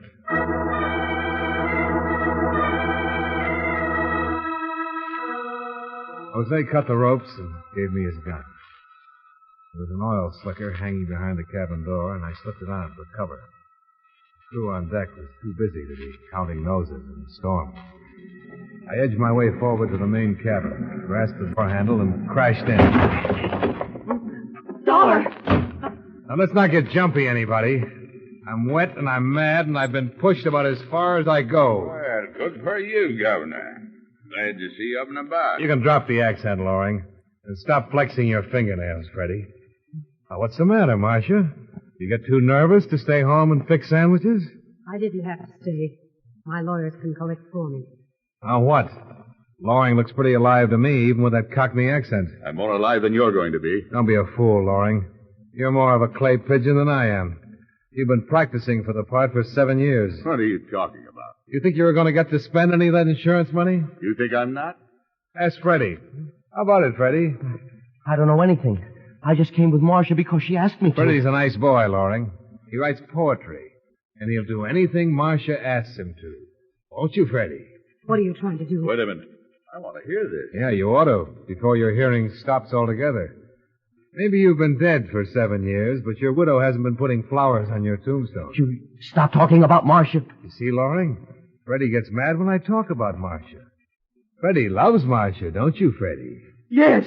You ever take a look at his eyes, Loring? If Marcia said the word, he'd put a knife in you in a minute. Think it over, mister. Michael Walsh turns up dead in South America, and Mrs. Frank Loring and friend Freddie go back to Greenwich Village with $250,000. Only this time they'd have nothing to worry about. Don't listen to him, Frank. Why not, Angel? He sounds like a pretty smart guy. We've waited 7 years for this. You think I'd have anything to do with this little idiot? I've used him, that's all. Marcia. You see, Freddie? She'll get rid of you, too, after a while. There'll always be somebody else coming along to open the beer bottles. I was kind of wondering how Freddie got in on this little trip. I was wondering why we kept something between ourselves for 7 years, and then you spill it to him. I was frightened, Frank. I knew Dollar was after you. That's why I wired you. I couldn't come down here alone until I was sure we'd be together. We'll be together, and we'll stay together until the money comes. Then maybe I'll have some ideas of my own. Give up, Loring. You're never going to get that money. Yes, I am, Dollar. Yamamoto's standing right behind you, the curtain between this cabin and the next room. Don't swim, Mr. Dollar. Now, let me have that gun. All right, Yamamoto. Now let's get rid of him. Oh, Of course, Mr. Mallard. Why, Kamamoto? Why don't we bargain a little first? I'm afraid you are not in the bargaining position. How much is he going to give you for dropping me? You'll get $5,000, Dollar. Oh, you're dealing with a real cheapskate, Kamamoto. I'm worth more than that. I could shut you up right here. Please, Mr. Rowan. Don't be on the street. And do not use that gun unless I see so. This is my ship. You took my credentials before, Kamamoto. You know who I am. Yes. How much did Loring tell you he was going to collect? He's stalling, Kamamoto. Get rid of him. I won't, Mr. Rowan. I will decide who leaves the ship, and when, and how. Suppose you tell me the amount of the policy, Mr. Lover. $250,000. He's lying. It's only $25,000. Is it, Loring? I tell you what I'll do then, Kamamoto. Put us both ashore back in the canal zone where I can get him into the hands of American authorities, and my company will pay you $25,000. And I'll make it $50,000, Kamamoto. $50,000. I bid 60. Do I hear 70? Come on, Loring. Bid. I can go the whole $250,000. Won't cost my company any more either way. I'll kill you, Dollar. No! Loring and Kamamoto fired at the same time. Both of them were hit, but only Kamamoto went down. Loring turned to Marcia. You wanted him. You couldn't go together. Marcia! All right, Dollar. That ends everything. Now I'm around to you, for sure. Oh, I wouldn't count on it, Loring. This time I've got a friend in the doorway. What he says is true, senor. Senor Kamamoto was no longer using his gun, so I took it. Besides, you have only one bullet left. I have 5. You kill Mr. Dollar, and I will have to kill you. You're cooked, Loring. Your wife's dead. You couldn't even get the money if you could get away. All right. Here. You can have it. Kamamoto hit me in the side. It hurts. Maybe I can patch it up a little. You better just rip your shirt. I loved her. She always wanted things more than an actor could give her. Whose idea was it? Hers. I hid out like a dog. She sneaked up to Boston to see me. Maybe once every 6 months after the first year. The rest of the time I was without her. I guess she wasn't lonely. Yeah. Some women never are.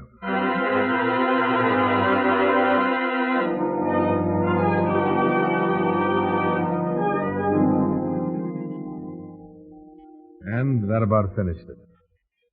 Expense account, item 8, $60, miscellaneous expenses.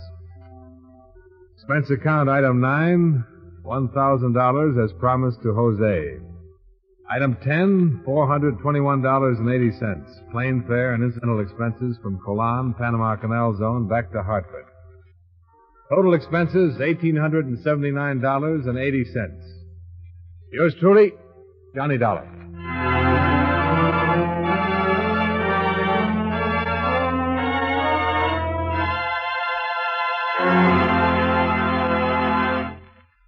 Remember, friends, Wrigley's Spearmint Chewing Gum refreshes you. Wrigley's Spearmint Chewing Gum gives you real chewing enjoyment. The lively, full-bodied flavor of Wrigley's Spearmint cools your mouth, freshens your taste, sweetens your breath. The smooth, pleasant chewing of Wrigley's Spearmint helps keep you feeling relaxed and satisfied. Makes whatever you're doing more enjoyable. Yes, for refreshment plus chewing enjoyment, treat yourself often to Wrigley's Spearmint Chewing Gum. Millions enjoy it daily. Get a few packages and always keep some handy. That's Wrigley's Spearmint Chewing Gum. Healthful, refreshing, delicious.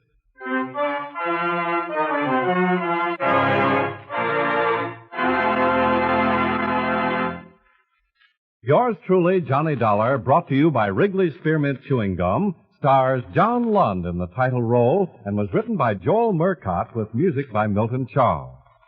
Featured in tonight's cast were Stacey Harris, Jeanette Nolan, Sidney Miller, Mary Jane Croft, Elliott Reed, John McIntyre, and Howard McNear. Yours truly, Johnny Dollar, is transcribed in Hollywood by Jaime Del Valle.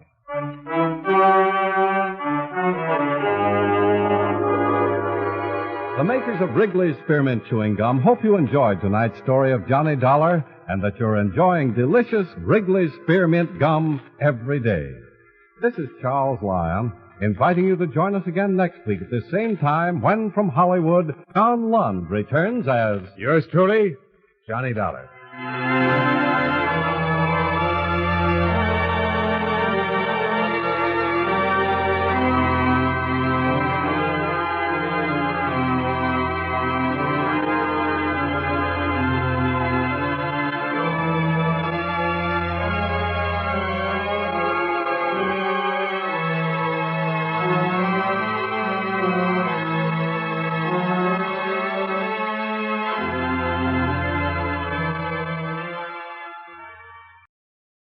Welcome back.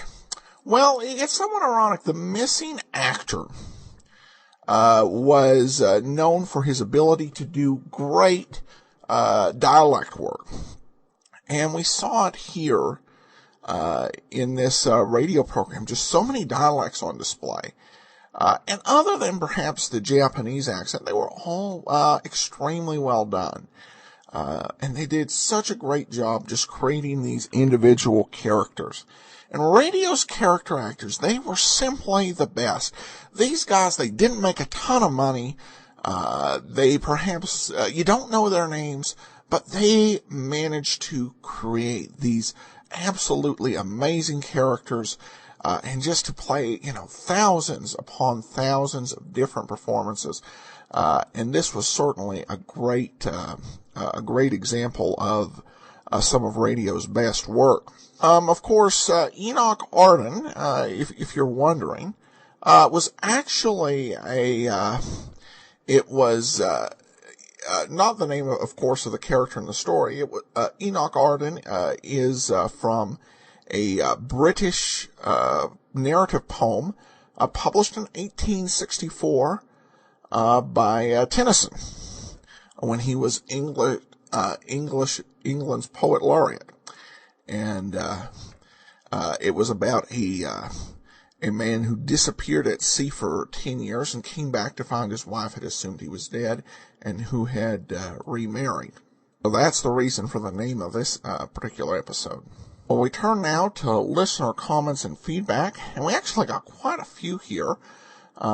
Between our recording of Sherlock Holmes and our recording of today's episode. And so I'm going to go through those. I'll listen to the great detectives of old-time radio every day. It's a great site. Best podcast ever. Still going strong. The podcast is wonderful.